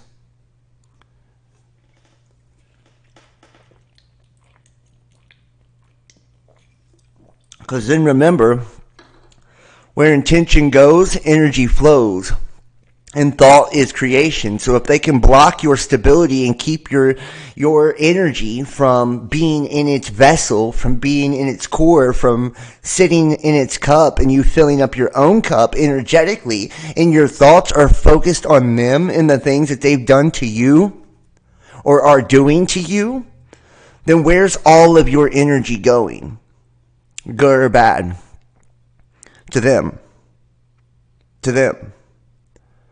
By binding you, hexing you, cursing you, traumatizing you, they disrupt that energetic flow within the root chakras, right?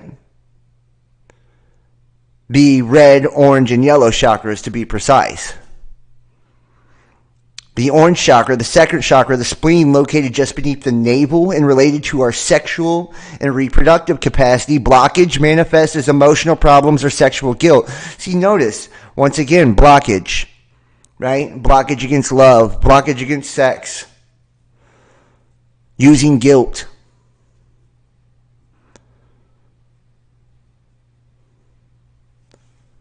Yellow, the third chakra. the solar plexus, and the seat of emotions.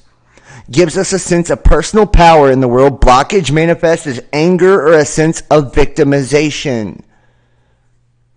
When we become the victims, we become powerless. When we become angry, we have intense and sharp bursts or projections of energy towards others. When you block your love, when you block your money, and you block your emotions and your heart, you block your stability. When you block your stability, you block your route to where your soul resides. Your energy resides within your vessel. And it doesn't allow for that energy to stay in the vessel. And as it goes up to that third eye, that 360-degree view, whatever you're focusing on, whatever you're thinking about, and because you've been programmed to handle your energy in an inverted way, an upside down way, because you've been taught exoterics your entire life, right? An upside down world. Because you've been trained to do that, and you're an empath, you have developed the habit of projecting that energy to compensate for the others around you, to create the sense of stability and security through your willpower, through your conscious mind, through your third eye. And that energy goes to those systems, situations, right? And becomes part of karmic cycles, right? So wherever that first stability was lost, that childhood, that first wound, right? It creates a distortion in the orbit or cycle of your life, a bump in the road, if you will. So each time your energy orbits back around, as you orbit the sun, we call it birthdays, right? Your solar return. This is your orbit, your karmic cycle. As you do that, each time these traumatic experiences are created, these traumas are created, these wounds are created within your shadow self, within your lower self, right? It creates distortions in the energy field, and it warps the energy field, which warps the disc or the magnetic groove that your celestial body orbits on. It rides on a wave, a magnetic wave. It's like a magnetic groove. So each time distortion is created, it warps the groove, the road that you ride on, the orbit that you go around. It creates turbulence. Well, if you are continuously being traumatized at young ages throughout your entire experience, well, each time that you have another solar return and you go back through that, if you haven't overcome that and ironed out that distortion, that energy, and process that emotion and let go of those attachments, you're telling the universe that you haven't learned from the experience and that you need it again. So you will start to call in more of said experience, more abandonment, more hurt, more trauma, more abuse.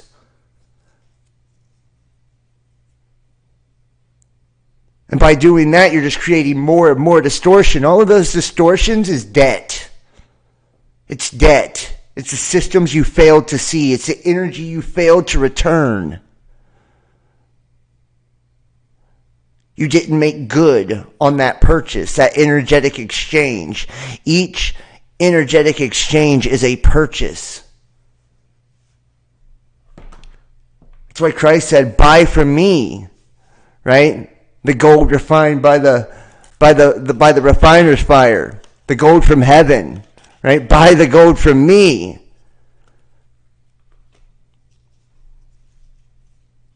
He was trying to tell you, this gold it gives you freedom. You can pay off all of your debts. Remember, he died for your sin debt, right? How crazy is that? Crucifying yourself at the cross with the thief on both sides, the fork, the folk, right? The pitchfork, Poseidon's trident, And Jupiter, who is crucified upside down, or the T, the Ankh on the inverse, right? The lower carnal half, inverted. We see the Sumerian pictures with the pine cone in the bucket, or the magnet in his hand. Or how about Aquarius with the pail in his hand? Same thing, same concept. Having a wand in one hand, a pail or a bucket or a magnet in the other, or a book in the other. That's the inverted side. The shadow side is your inverted, you're crucified upside down in your shadow, in your lower self. Okay? Why? Because as above, so below. Remember, the waters below the firmament are a reflection of the heavens above. They're a reflection, so they're upside down. Whenever you look into a puddle of water, you see an upside down image of yourself. Right? It's reflected in the opposite direction. It polarizes in the opposite direction, the image does.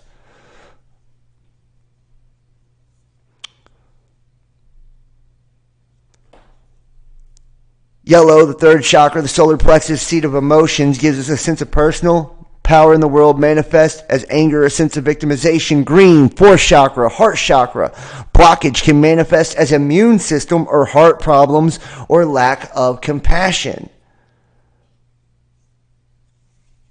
And you can see the colors right here, right, being funneled through. This is that vortex, that electromagnetic vortex. And remember, anytime people do paranormal research and they ever see a ghost, or what we would title a poltergeist, what you see is white energy that looks just like this.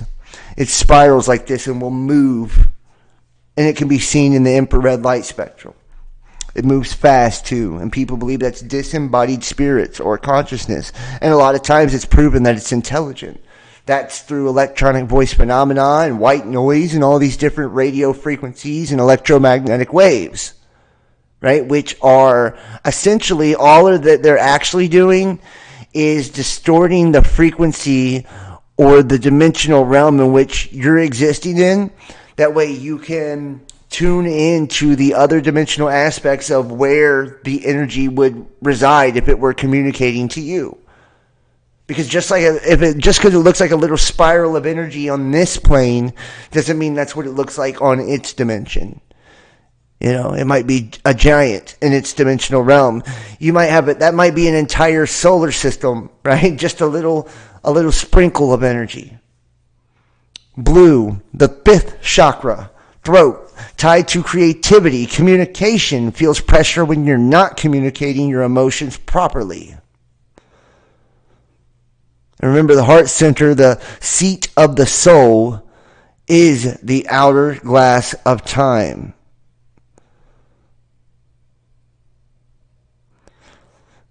Sixth chakra, third eye pineal gland, often connected to the forehead, is a physical eye at the base of the brain with the capabilities of looking upward, clairvoyance, psychic abilities, imagination, and dreaming.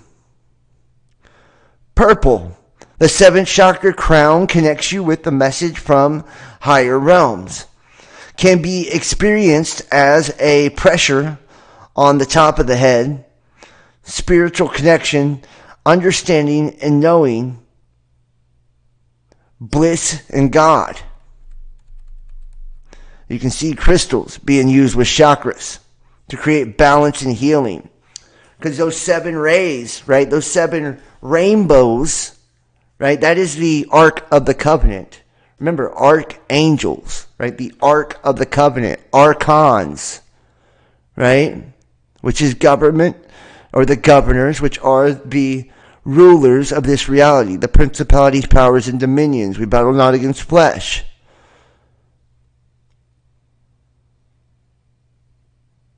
And those colors correlate not just to different energies such as emotions and thoughts and all of that, or different parts of the body as your heart and, you know, things like that. Those colors also correlate to the days of the week. They also correlate to planets, the seven planets. They also correlate to deistic spirits, deities, related to said planets. And those colors go down into minerals. So whenever you see the emerald tablets of Thoth, right? The emerald tablets of Thoth, let me show you something. Green blockage can manifest as symptoms of heart problems or lack of compassion. Emerald green, Thoth or thought, right? The Atlantean priest king, okay? It's your manifestation through your heart center, which is what generates the largest electromagnetic field throughout your body, right? It has a minimum of a 6-foot radius around you at all times. It's generating that large of an electromagnetic field. It's where love flows in. Remember, you have brain cells in your heart. It's making the two become one, the heart-brain connection. Remember, the original language was a guttural love language that came from the heart. The heart pumps life throughout the entirety of our body. Green is related to emerald. Green is related to Thoth. Green is related to heart. Thoth is also related to Lucifer. Lucifer is related to love. Love is related to the heart. Heart is related to earth. The earth is green as well. Green is also related to grass. Grass is grazed on. Green is also related to decay. Decay is fed upon. Moss is fed upon. Right? Whenever you're green, you're new at something, or you're something that can be fed on, ate on. You're green. Green means go. Go. Ogdode, Dogon, go on.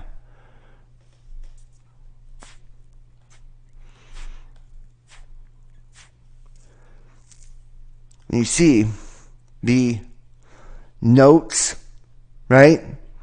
The musical notes or phonetic vibration or frequency that they are connected to as well. So the colors are connected to notes and letters, symbols, minerals, right? Archetypes as well. Isn't this crazy how deep it goes? And then they go into base metals and minerals. And these 7 rays are the Ark of the Covenant. That is the covenant with God, the Creator. The archons are the ruler of the reality. The governors are what keeps you constricted within the bounds of the Saturn-Moon matrix. Right? They provide the boundaries, the celestial influence. They are the washers, the messengers.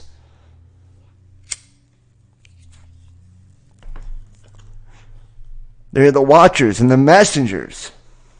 They were just supposed to watch. But they influenced, didn't they?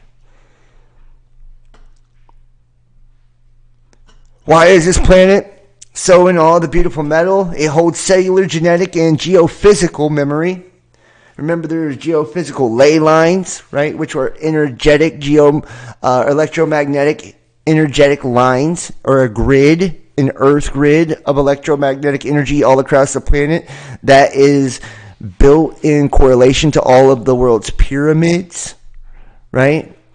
Large monolithic structures for phallic symbolism, as well as the Trinity within the pyramid systems, right? These large pyramids, which are all sacred geometry, okay?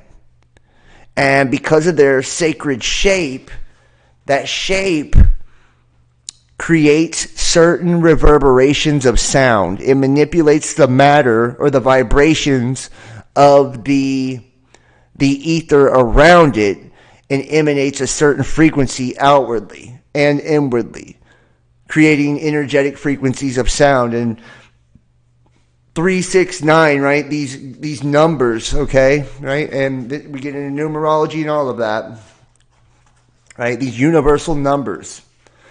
They are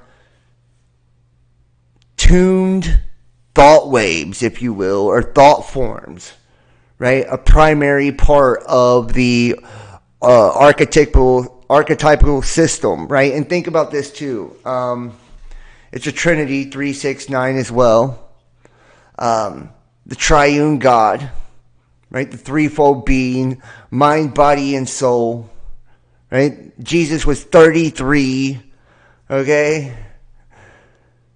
Then you see Satan, he's 666, okay? 9 is completion. These are the numbers that create the energetic flow or reverberations of the phonetic energy throughout the realm. And they use these different stone structures. And remember, these stone structures are forms of mineral. It's living stone, right? Mineral, right? To conduct certain energies, right? Whether copper, which conducts, is a conduit of electricity, or whether they were using fucking limestone or emerald, right? Whatever stone they were using, they were trying to conduct a specific type of energy. That energy directly correlates to a specific archetypical deity or deistic spirit or something embodied. That's why they do offerings and sacrifices to deities, because it was to that archetypical energy that they were trying to bring in and attract. They were bringing gifts. They were laying down energetic tools that actually attracted said energy that they wanted to bring in through their rituals. Their rites, right? Their rites. Read me my rights. These rites are forms of empowerment.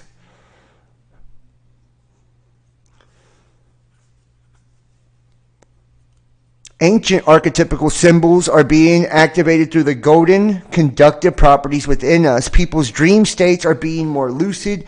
People are having simultaneous dreams with others. Then they are comparing notes with the other people the next day, only to discover that the other people also remember the dream interactions and they were the same. Gold and blood seems to be a common thread linking all species near and far. Gold is the most perfect of the metals. For the alchemist, is represented the perfection of all matter of any level, including that of the mind, spirit, and soul. It's associated with the operation of coagulation. And that is the opposite of blood being alive and filled with providence and fertility and all of that positive energy.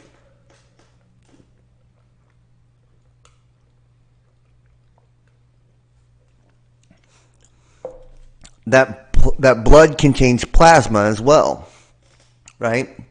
And it becomes negatively polarized, right, as it coagulates. It's decomposed. It's dying. Right? It's blue blood when it's inside your body still. The alchemist represented the perfection of matter on any level, including the mind, body, spirit, and soul. It's associated with the operation of coagulation. If we take time to look at the science and spirit of gold, we'll find many interesting links and start to realize why the purest aura around the body is golden white light. We are gold, precious and rare, and gold is associated with royalty and kingship and queenship, right? Remember, the Anunnaki, the gods, okay, or the angels, the sons of God, had an archetypical system and hierarchical system, right, with priests and kings. You descend from this lineage. It's one soul infinitely resurrecting in spirit.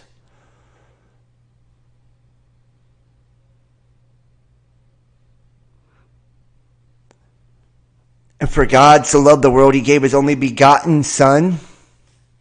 The Son, right, which is the result of the masculine and feminine energies coming together. Begotten, right? It came directly as a result of the two became one, creating the Son. He gave his only begotten Son.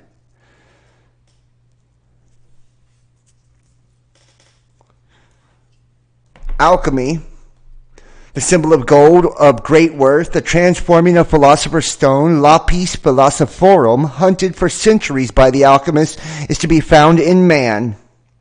Alchemy in its infancy was primarily an experimental process dedicated to transforming physical material lead into physical material gold, and ancient alchemists were the scientists, i.e. the chemists of their day, right? And the children of Chem, right? The land of Chem, or Egypt, right? Egyptian mysteries, Babylonian mysteries, the mystery schools, to be initiated and adept on your path of illumination, which is enlightenment. Everybody make sure to hit that like and hit that thumbs up, fam. I appreciate you guys out there in the chat. Thank you so much, all of you in the chat. I appreciate all of you and your feedback.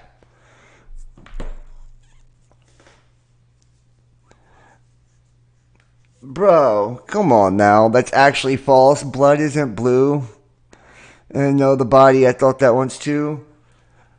Blood appears blue when it's still inside of the veins. Okay? Colors are hues or spectrums of light. Alright, so you can say that no color is truly the color that it's represented as because it's an electromagnetic frequency, and it's the way that it is perceived through a spectrum of a holographic, or a magnetic hologram, essentially. Right? So something can be blue in one frequency or one spectrum under one filter and be red under another. So what you're saying is actually false. Don't say that in the chat unless you got something to back it up, please. But you're more than welcome to disagree, but just actually back it up with fact, because that's misleading as shit. Inner transformation.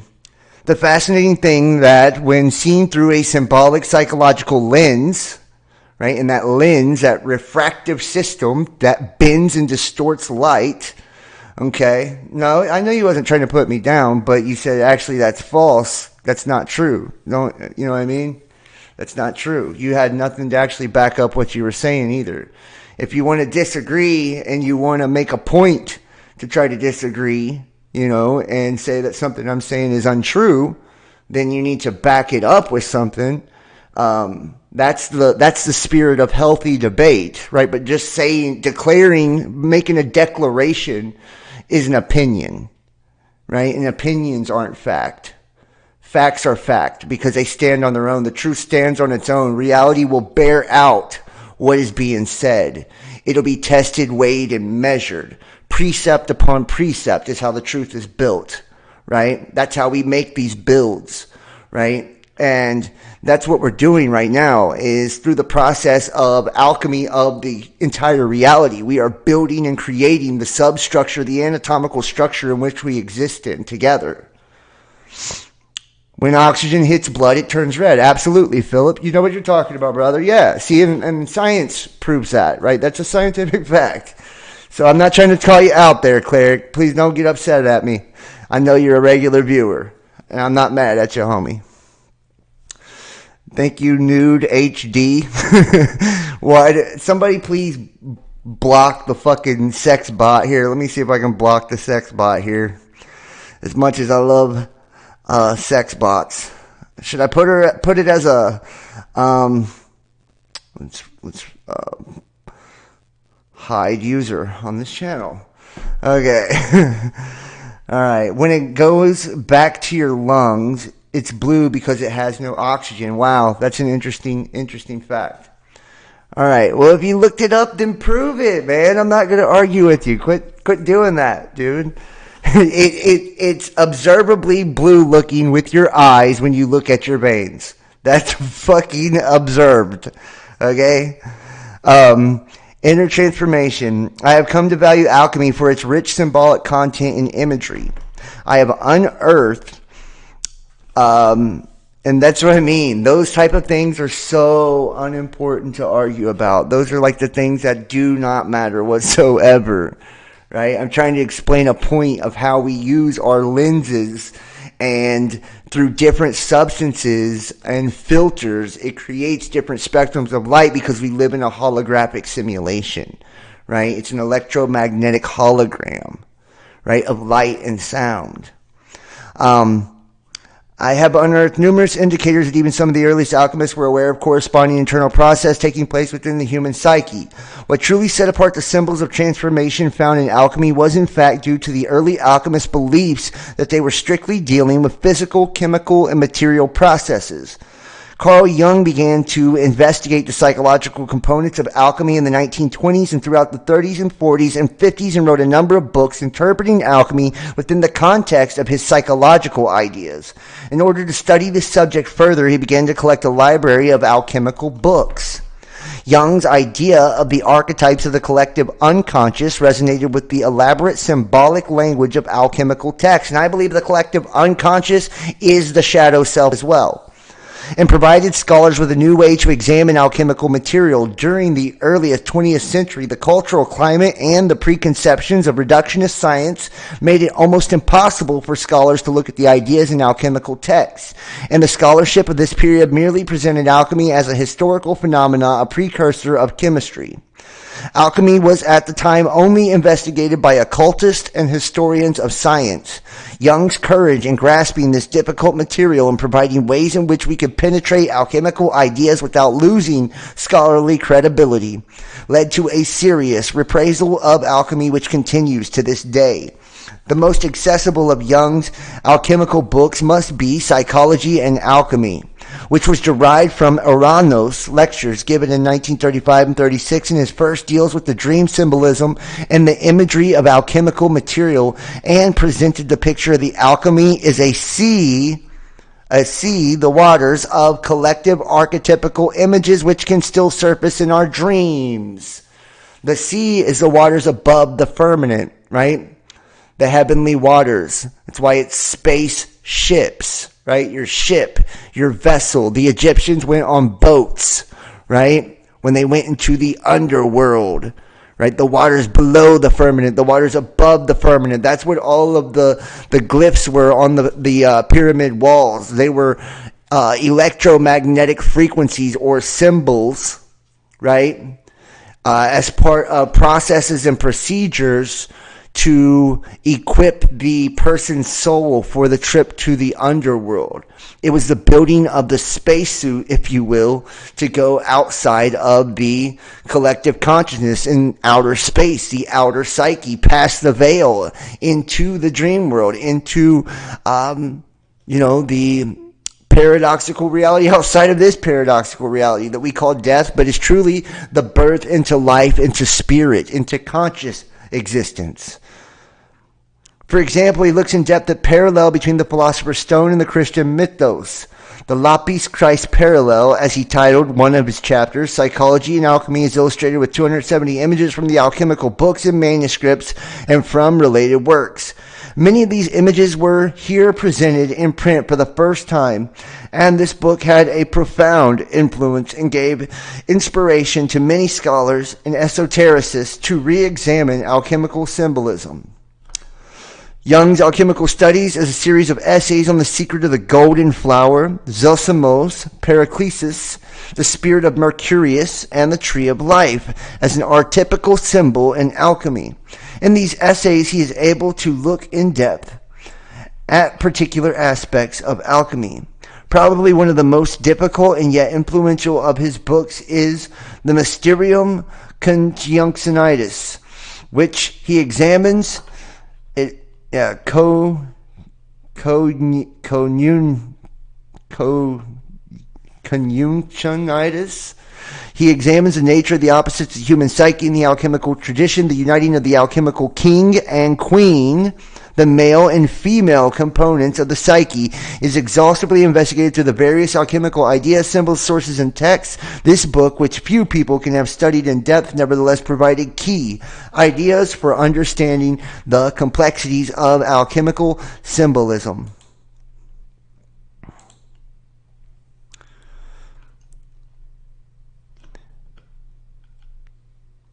And you can see some of the ancient alchemy. And let me pull this up over here. Let's pull up 360 here.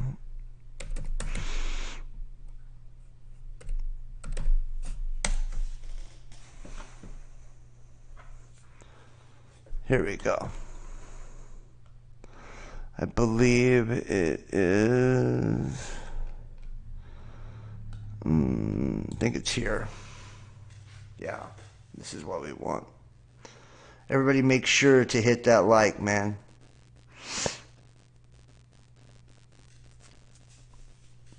Abraxas. And this is Demopedia. So we can close some of this shit out right now. Okay. Abraxas, which is the mystical word probably of Gnostic or Kabbalistic origins, which conveys geometrically the number 365 and is connected with the solar cycle, right? Solar cycle, that is a solar return, right? A one orbit around the sun. The word is also associated with the highest Gnostic deity and eventually became the name of a demon in occultism. Now let's look at some of this too.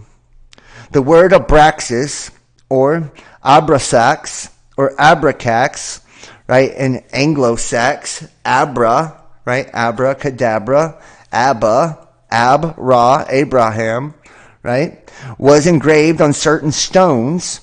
Once again, it's on stones, right, minerals, metals, stones, living stone.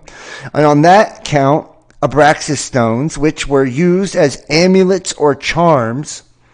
Remember charms, luck, lucky, Lucifer, right? The word may be related to the word abracadabra. The initial spelling of the word, as seen on the stone, was Abraxas or Abraxas.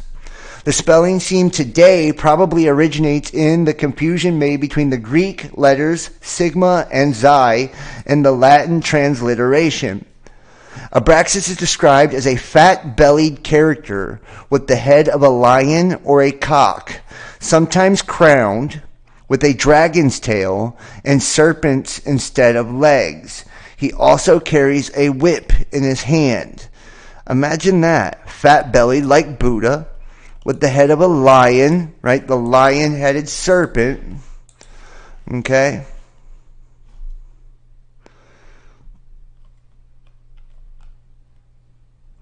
Or a cock, right? Or a bird, which is like an eagle or the stork or any of that, which is always Jupiterian or inky.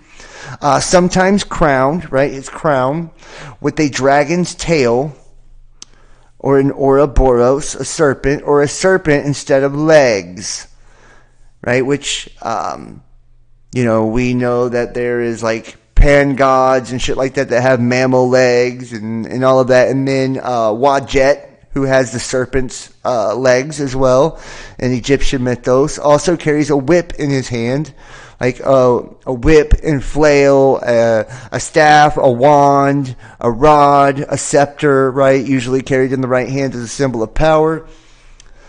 Ancient mythologists placed Abraxas among the Egyptian gods. Abraxas was also the Persian sun god. And in Syria, he was the form of Lao, or an aspect for the name Yahweh. Right? In Tao Te Ching, Lao Tzu, right? Yahweh or Jehovah. And remember, Jehovah is Jove given, which is Jupiter also.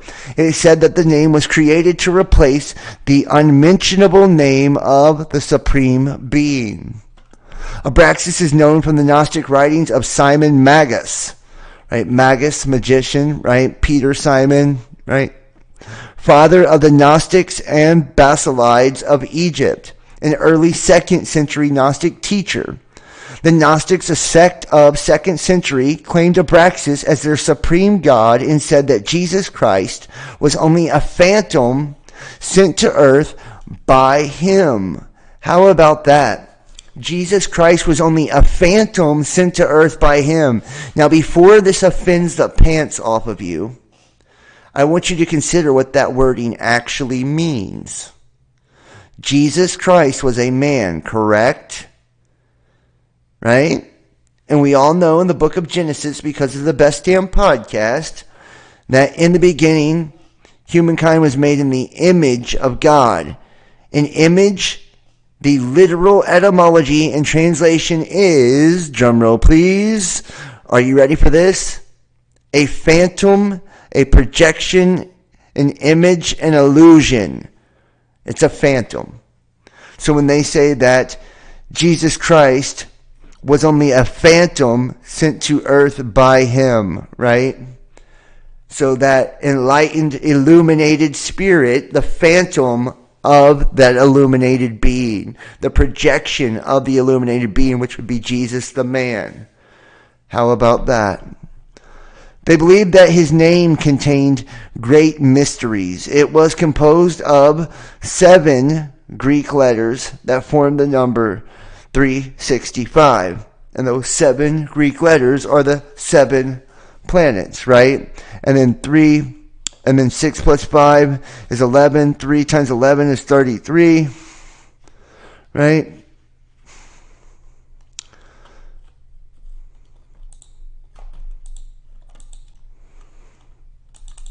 I don't know how this keeps popping up. And it was also the number of days in a year, right? And he's thought to be a sun god, right? The son of God. Abraxas, they taught, had under his command 365 gods to whom they attributed 365 virtues, one for each day. Afterwards, he broke out of the heretic Basilides. Where'd it go there? The phantom sent to earth by him. They believed that his name contained great mysteries, and it was composed of the 7 Greek letters that formed the numbers 365, which also is the number of days in a year. Abraxas, they thought, had under his command 365 gods to whom they attributed 365 virtues, one for each day. Afterwards, he broke out of the heretic Basilides. He affirmed there is a supreme deity by name, Abraxas, by whom was created mind, which in Greek calls nous, and therefore sprang the word. Yeah, and mind, right? That's also thought, toth, totme, right? Nous, nox, right? The night god, Pan, the one who plays the flute while you are sleeping, right? He's the mind, the mental.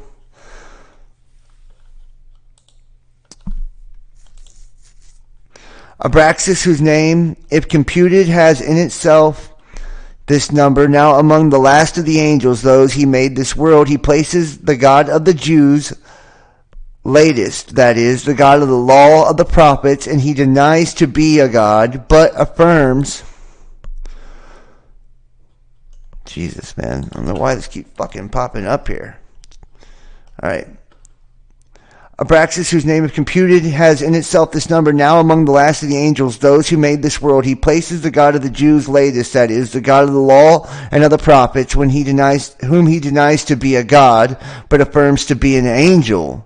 So he says the God of the Jews, right, the God of the Bible, is an angel, right? And if he's Satan, and Christ said, your father is the father of lies, right, which is Satan, then he would be a fallen angel, and Abraxas would be right, according to a lot of schools of thought. There's a lot to probably support that.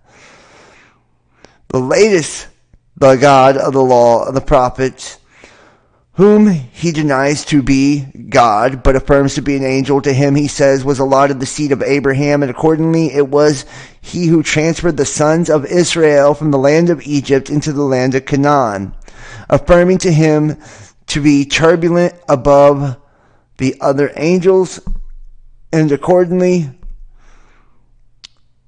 given to the frequent arousing of seditions and wars, yes, and the shedding of human blood.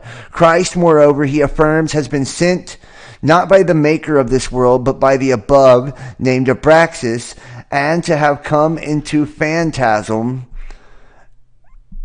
and been destitute of the substance of flesh, that he was not, he was he who suffered among the Jews, but that Simon was crucified in his stead. Once again, there must be no believing on him who was crucified, lest one confesses to having believed on Simon. Martyrdoms, he says, are not to be endured. The resurrection of the flesh he strenuously impugns, affirming the salvation had not been promised to bodies. Tertullian appendix. Yeah, so Simon, who was crucified upside down, right? He said it was Simon who was crucified instead of Jesus, right? A lot of people say it's Thomas the twin, doubting Thomas, but Peter crucified upside down at the Vatican, St. Peter's Square, right? Just saying, guys, there's a lot of symbolism within that. Now, Abraxas represented 365 aeons, or emanations from the first cause, and as a pantheist, an all-god, he appears in the ambulets in the head of a cock, or a phoebus, or a lion, or Mithras, the body of a man, and his legs are serpents, which terminate in scorpions, types of Agathadaemon. In his right hand, he grasps club or flail, and in his left hand, a round or oval shield, right? And once again, you know, the left and the right, right? The left having the shield or the book or whatever, right? And the right having the club, the flail, the sword, right? Occultism. Other occultists, many demonologists thought of Abraxas as a demon with similar appearances to the Gnostic god of the same name. It was very common for the gods and goddesses of pagan religions and heretic cults to be lessened the status of demons by Christian writers. In fact, deities of these heretic religions were the main source for Christian demons, and a god in a certain Asian theogons, for his name is derived from the magical world of abracadabra. His word, he is represented on an amulet as having the head of a cock, the feet of a dragon, and a whip in his hand. Demonologists have made him a demon with the head of a king and with serpents for his legs. The Egyptian Basilides, 2nd century heretics, looked upon him as their supreme god, finding that the 7 Greek letters contained in his name amounted to 365. The number of days in the year they placed of the command several spirits who presided over the 365 heavens, and to whom they attributed 365 virtues, one for each day. The Basilides also said Jesus Christ, our Lord and Savior, was a benevolent spirit sent by the earth by Abraxas, that deviated from the doctrine of the leader. What? He deviated from the doctrine of the leader. Jung described a 3-stage development in the human perception of God. The first stage was that God appears undifferentiated. The second stage is the perception of a benevolent Lord and a devil, in which each are separate to the point where the devil is finally banished. The final stage is the integration of the Lord and the devil. In his The 7 Sermons to the Dead, he says Abraxas is the God whom it is difficult to know. His power is the very greatest, because no man does not perceive it. Man sees the summum bonum, or summum bonum, supreme God of the sun, and also the iridium malum, or endless evil of the devil. But Abraxas does not see for his indefinable life itself, if the mother of good and evil, aka Abraxas, is truly the terrible one, the sun, and also the moment when he strikes his prey down. His beauty is like the beauty of a spring mom. He is the monster of the underworld. He is the bright day and the deepest night of madness. He is the mightiest manifesting being, and in him creation becomes frightened of itself. Carl Jung quoted in Stuart Houdroy's The Elements of Gnosticism. 1,000 small-armed polyp called the knot of the winged serpent, the hermaphrodite of the earliest beginning, the lord of toads and frogs, which in the water, abundance that seeketh with emptiness. Carl Jung quoted the dramatic young Ed and Robert Sugar. Alright, sorry guys, that one was hard to read there.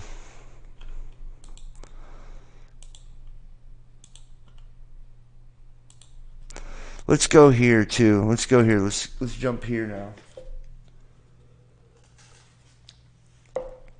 The Kabbalion, and this is the Hermetic Philosophy, and we're going to go through the 7 Hermetic Principles really fast.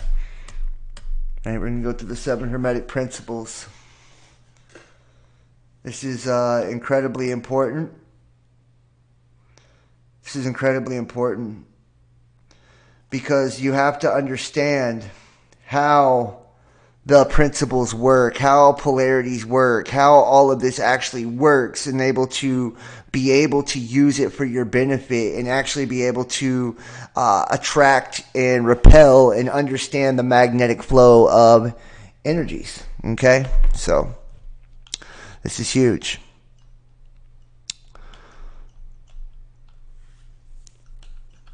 The Hermetic Philosophy. The lips of wisdom are closed, except to the ears of understanding. From old Egypt have come the fundamental esoteric and occult teachings, which have so strongly influenced the philosophers of all races. There we go, make it bigger. Nations and peoples for several thousand years. Egypt, the home of the pyramids and the Sphinx and the birthplace of the hidden wisdom and the mystic teaching from her secret doctrine all nations have borrowed. India, Persia, Chaldea, Media, China, Japan, Assyria, ancient Greece and Rome, and other ancient countries partook liberally at the feast of knowledge, which the hierophants and the masters of the land of Isis so freely provided for those who came prepared to partake of the great store of mystic and occult lore, which the masterminds of the ancient land had gathered together. In ancient Egypt dwelt the great adepts and masters who never been surpassed and who seldom have been equaled during the centuries that have taken their processional flight since the days of the great Hermes. In Egypt was located the great lodge of lodges of the mystics. At the doors of her temples entered the neophytes, who afterwards as hierophants, adepts, and masters traveled to the 4 corners of the earth, carrying with them the precious knowledge of which they were ready, anxious and willing to pass on to those who were ready to receive the same. All students of the occult recognize the debt that they owe to these venerable masters of that ancient land. And I was actually watching something that was talking about that. I was talking about when you learn from the masters or you go through certain groups and organizations for illumination and enlightenment, the teaching that you receive, the degrees that you receive from their illuminating colleges, their heavenly colleges and courts, those degrees that you receive as a result of the teaching have a cost, right? And why would we pay, well, the ultimate cost, which is our spiritual selves, and we can lose our spiritual self. Why would we pay the ultimate cost for outdated teachings or teachings of debt, which are part of the old karmic cycle and the old karmic system that is designed for enslavement and imprisonment? Right? That's why Hermeticism means sealed. It's sealed. It's the sealed mysteries, the sealed knowledge, the real hidden truth of the sciences. But among the great masters of ancient Egypt there once dwelt one of whom hailed the master of masters, the man, if man indeed he was, dwelt in Egypt in the earliest days. He was known as Hermes Trismegistus, the father of occult wisdom, the founder of astrology, the discoverer of alchemy. The detail of his life and stories are lost to history. Owing to the lapse of the years, through several of the ancient countries disputed with each other in their claims to having the honor of furnishing his birthplace. And the thousands of years ago, the date of his sojourn in Egypt, and that his last incarnation on the planet is not known, but he has been fixed at the early days of the oldest dynasties of Egypt. But long before the days of Moses, the best authorities regard him as a contemporary of Abraham, and some of the Jewish traditions go so far as to claim that Abraham acquired a portion of his mystic knowledge from Hermes himself. Wow. As the years rolled by after his passing of the plane of life, in traditions recording that he lived 300 years in the flesh, the Egyptians defiled Hermes. Right, yes, tens of centuries, calling him the scribe of the gods, bestowing upon him distinctively the ancient title Trismegistus, which means the thrice great, the great, the greatest great, etc. In all the lands, the name Hermes Trismegistus was revered, the name being synonymous with the founder of wisdom. Now, here we go. Let's keep it moving. The 7 principles. The principle of mentalism. The all is mind, the universe is mental. This principle embodies the truth that all is mind. It explains that the all, which is the substantial reality underlying all the outward manifestations and appearances which we know under the terms of the material universe and the phenomena of life, matter, energy, and in short, all that is apparent to our material senses is spirit, which is in itself unknowable and undefinable, but which may be considered and thought of as a universal, infinite living mind. It also explains that the phenomenal world or universe is simply a mental creation of the all, subjects of the laws of created things, and that the universe as a whole, or in part or units, has its existence in the mind of the all, in which mind we live and move and have our being. The principle, by establishing the mental nature of the universe, easily explains all of the varied mental and psychic phenomena that occupy such a large portion of the public attention, and which, without such explanation, are non-understandable and defy scientific treatment. An understanding of this great Hermetic principle of the mentalism enables the individual to readily grasp the laws of the mental universe and to apply the same to his well-being and advancement. This is a master key, right? The Hermetic student is enabled to apply intelligently the great mental laws instead of using them in a haphazard manner. With the master key in his possession, the student may unlock the many doors of the mental and psychic temple of knowledge and enter the same freely and intelligently. The principle explains the true nature of energy, power, and matter, and why and how all of these are subordinate to the mastery of matter, and why and how all these are subordinate to the mastery of mind. One of the old Hermetic masters wrote long ages ago, "He who grasps the truth of the mental nature of the universe is well advanced on the path to mystery."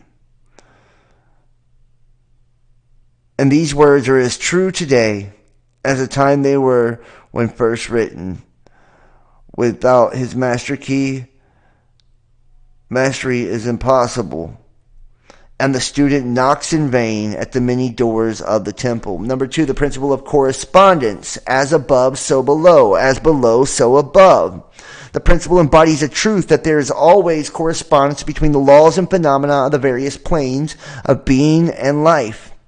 The old Hermetic axiom ran in these words: as above, so below; as below, so above.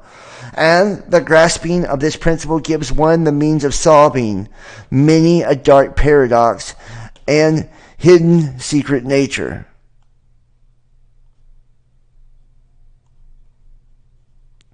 There are planes beyond our knowing, but when we apply the principle of correspondence to them, we are able to understand much that would otherwise be unknowable to us. The principle is of universal application and manifestation on the various planes of the material, mental, and spiritual universe.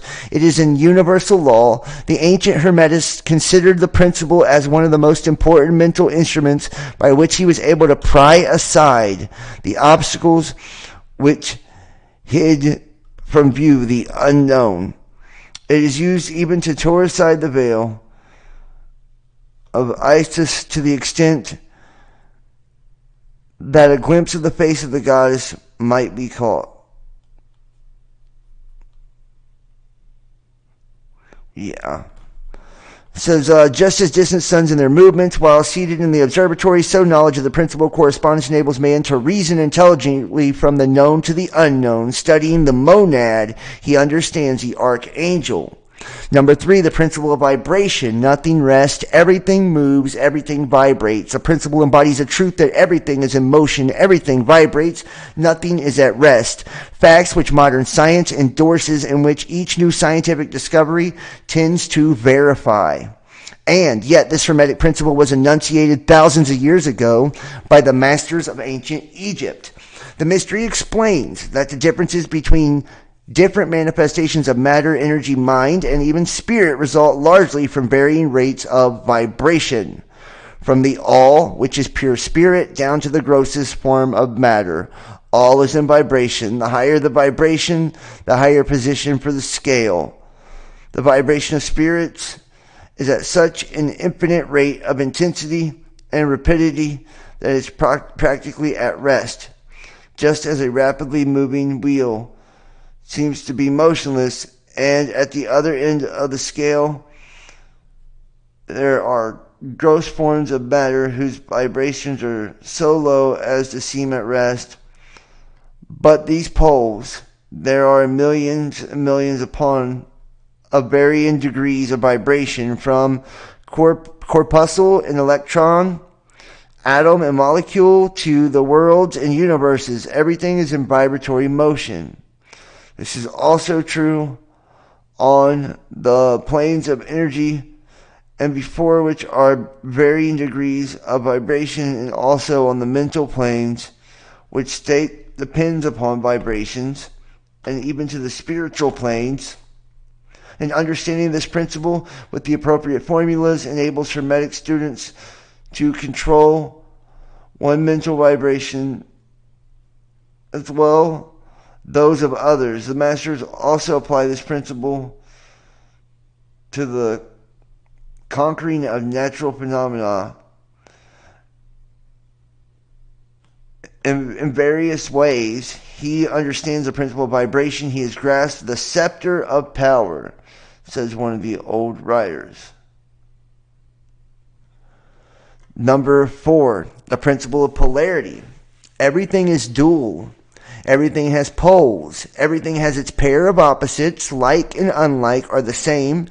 Opposites are identical in nature but different in degree. Extremes meet, and all truths are but half-truths. All paradoxes may be reconciled. The principle embodies that everything is dual, everything has two poles, everything has a pair of opposites, all of which were the old Hermetic axioms. It explains the old paradoxes that have perplexed so many, which have been stated as follows. Thesis and antithesis are identical in nature but different in degree. Opposites are the same, differing only in degree. The pairs of opposites may be reconciled, extremes meet, and everything is and isn't at the same time. All truths are half-truths, every truth is half-false. There are two sides to everything, etc., etc., etc. Yeah.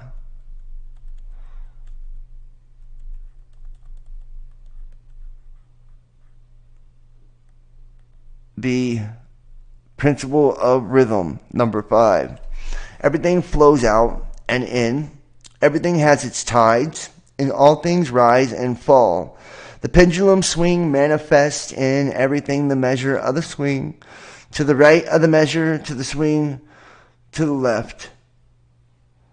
It compensates. The principle embodies the truth that everything there is manifested a measured motion to and fro, flow and inflow, swing backward and forward, pendulum-like movement, a tide-like ebb and flow, and a high tide and low tide. And this is where, we get pendulums, right, which are crystals that are on, silver chains or, things like that, amulets, different forms of that are used to harness the connections to the nervous system through the fingers, right, the pulse in the fingers, to show you the energetic pendulum swing of energies to give you yes and no answers and all kinds of shit. Right? It's a form of divination as well. But it's how you can get quick yes and no answers. Between the poles which exist in accordance with the principle of polarity described a moment ago, there is also an action and a reaction, an advance and a retreat, and a rising and a sinking, the affairs of the universe. Suns, worlds, and men, animals, mind, energy, and matter. The law in the manifested creation, destruction of the worlds, and the rise and fall of nations in the life of all things, and finally in the mental states of man. It is with this later that the Hermetist finding the understanding of the principle most important.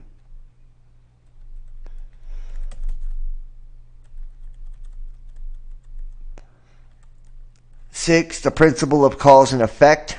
Every cause has its effect. Every effect has its cause. Everything happens according to law.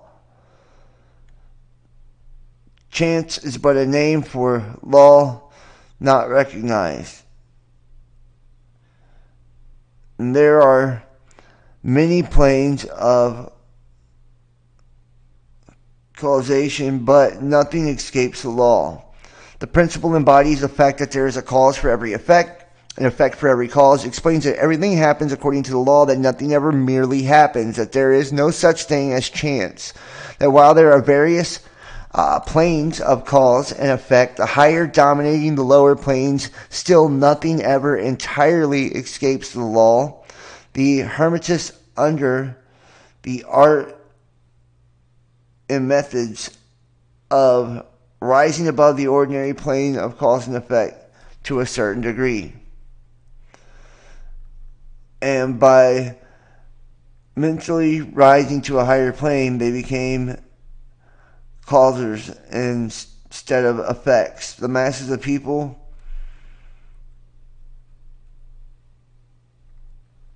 obedient to the environment, the wills and desires of the others, stronger than themselves, heredity, suggestion, and other outward causes, moving them about like pawns on the chessboard of life. But the masters rising to the plane above, the waters above the firmament, right, the courts of heaven, dominate their moods, characters, qualities, and powers, as well as the environment surrounding them, and become movers instead of pawns. They help to play the game of life instead of being played, and move about by others' wills and environment. They use the principles instead of being its tools. The masters obey the causation of the higher planes, but they help to rule on their own plane. In this statement, there is condensed a wealth of Hermetic knowledge. Let him who reads, who can. Dude, and this one does have a wealth of knowledge, right? Talking about the game of life here. Huge, huge, huge, huge.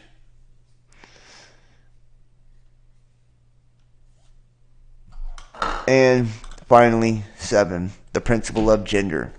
Gender is everything. Everything has its masculine and feminine. Principle gender manifests on all planes. The principle embodies the truth that there is gender manifested in everything. The masculine and feminine principles ever at work. This is true not only on the physical plane, but on the mental plane and even the spiritual planes. On the physical plane, the principle manifests as sex, which is also 6, right? Carnal. And the higher planes, it takes higher forms, but the principle is ever the same. No creation, physical, mental, or spiritual, is possible without this principle. An understanding of its laws will throw light on many a subject that has perplexed the minds of men. The principle of gender works in the direction of generation, regeneration, and creation. Everything and every person contains the 2 elements or principles of this great principle within it, him or her. Every male thing has a female element, and every female contains also the male principle. If you would understand the philosophy of the mental and spiritual creation and generation and regeneration, you must understand and study the Hermetic Principle. Yeah, man. You know, see, and these principles here, right? These principles, these break down the nature of our reality so we can understand it from an energetic and a magnetic standpoint, right? The principle of mentalism, the principle of correspondence, the principle of vibration, the principle of polarity, the principle of rhythm, and the principle of cause and effect, and the principle of gender, right? So you guys definitely want to study the Kabbalion if you have not. I am going to make sure that I do just a lot more, work on the Kabbalion. And why is my ex-co-host keep requesting money on here? Come on, bro. Stop doing that stuff. Wow. All that glitters. And we've talked about this too. The true origins of gold in our universe must change again. Return of Anunnaki or Nibiru. Too much gold in the universe. No one knows where it came from.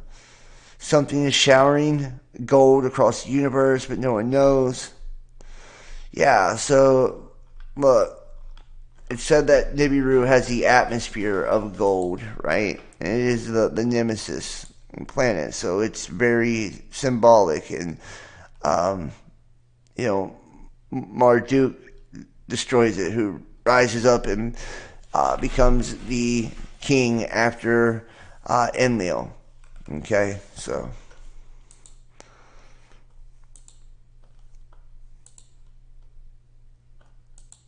I believe actually we're going to stop this one. We're going to stop this one here tonight.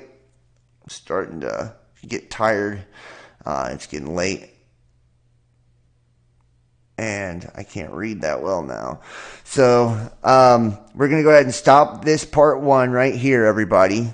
So please make sure if you're in the chat, you hit this, give this a like and a thumbs up. Please make sure to subscribe and click the bell. That way you get notified. I'll be doing part 2 tomorrow. And we're going to be doing videos like this and talking about these type of things a lot of series on this stuff. I'm trying to create new and exciting content, new ways to look at the new paradigm and kind of guide us through Ascension, but we got to get through the basics first before we can get into the good stuff, but we're working our way through it. So I hope tonight wasn't too painful for you. I hope you enjoyed it. I do want to ask that everyone please consider donating and supporting to our channel. We are completely viewer powered. That means you and you alone are what funds this channel and what keeps it going. And this is my livelihood, and this is what keeps me going. I did mention that I was trying to raise some funds. We are still like $200 short of our monthly goal this month, and that's just the bills for the channel itself, like the software and the different streaming services and all of that. And that's how the channel operates and is able to do all the shows and have the Discords and all of that cool, the drop boxes and all that cool stuff. So Everybody out there, please step up if you can. Manifest some prosperity and abundance. Help me manifest some prosperity and abundance. Help your spiritual family out. Help keep this community going, and consider donating and giving.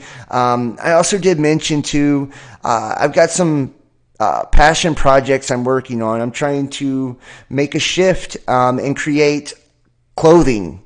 Okay, guys, like I'm doing big time stuff with that. Like I want to create really cool clothing and merch. So this is something I'm going to be diving deep into. If people are interested, hit me up. I'm going to get into the little fashion side of this and like make truther clothing and stuff. It's going to be really cool.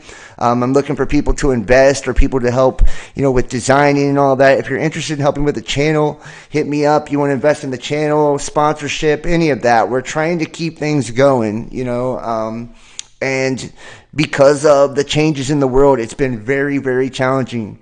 Also, one of the reasons I'm trying to raise extra funds is my oldest son's birthday is in like a day from now. So the last few days I've tried to mention it on the show.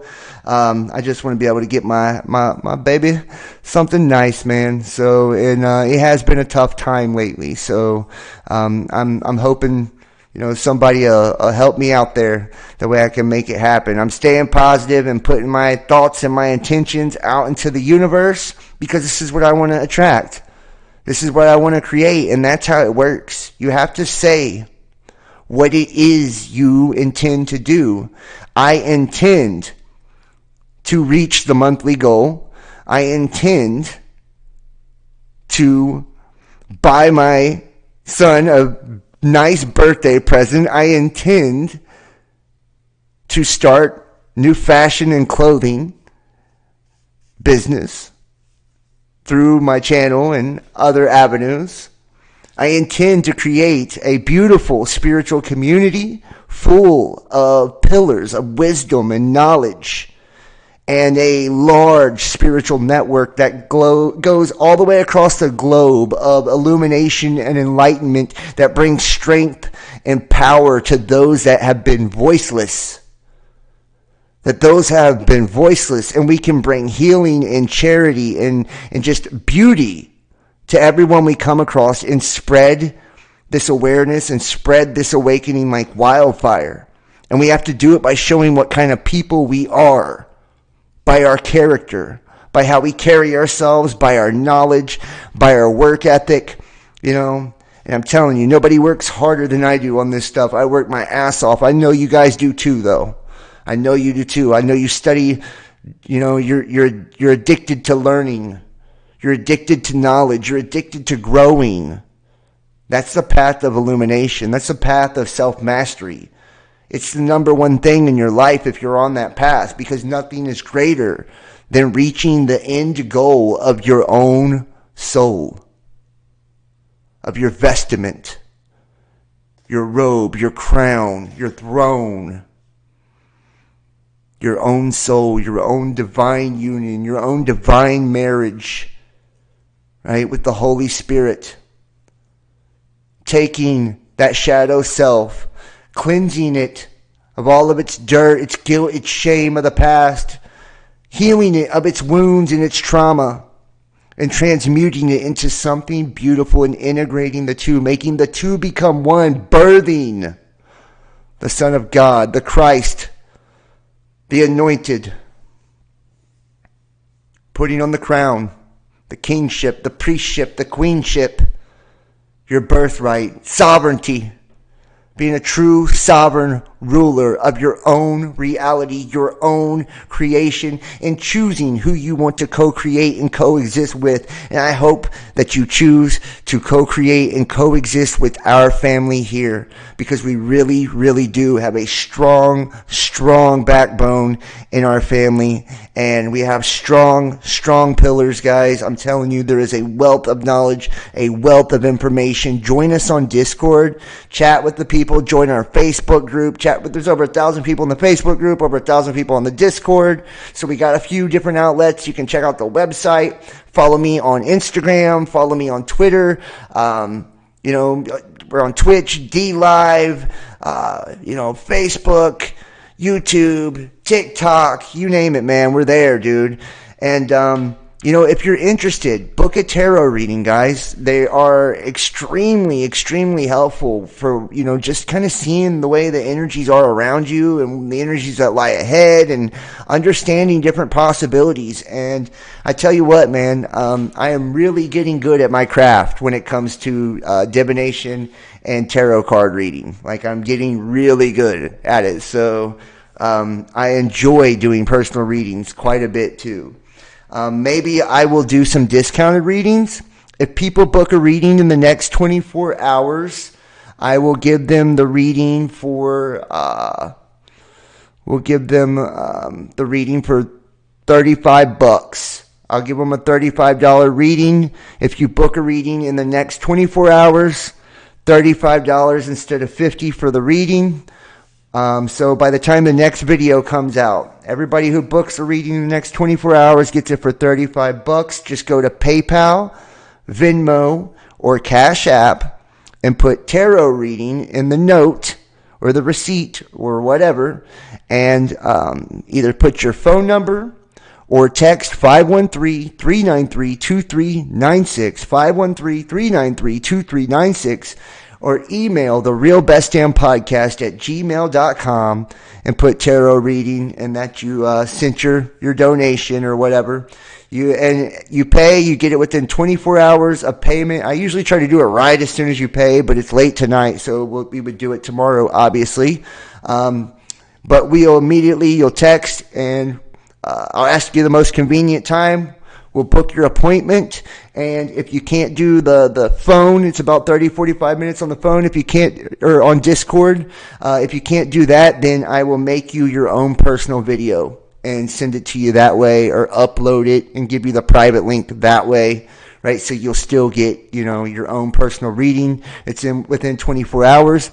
Also, I'm going to discount the soul profiles for the next 24 hours too. Instead of $100, I will give them away for $75 if you buy one within the next 24 hours. It is an intuitive, energetic reading as well as a full tarot reading. I do Celtic cross spread with clarifiers and everything.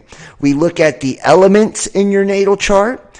We look at the ley lines that you are born on.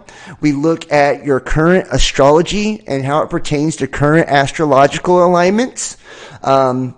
We also look at the GEMATRIA, as well as the etymology of your family name and your name, the numerology of your name, your life path number. It's just so much, man. I really do a good research on you, and you get a really thorough tarot reading with it as well. $75 if you book that before the next video.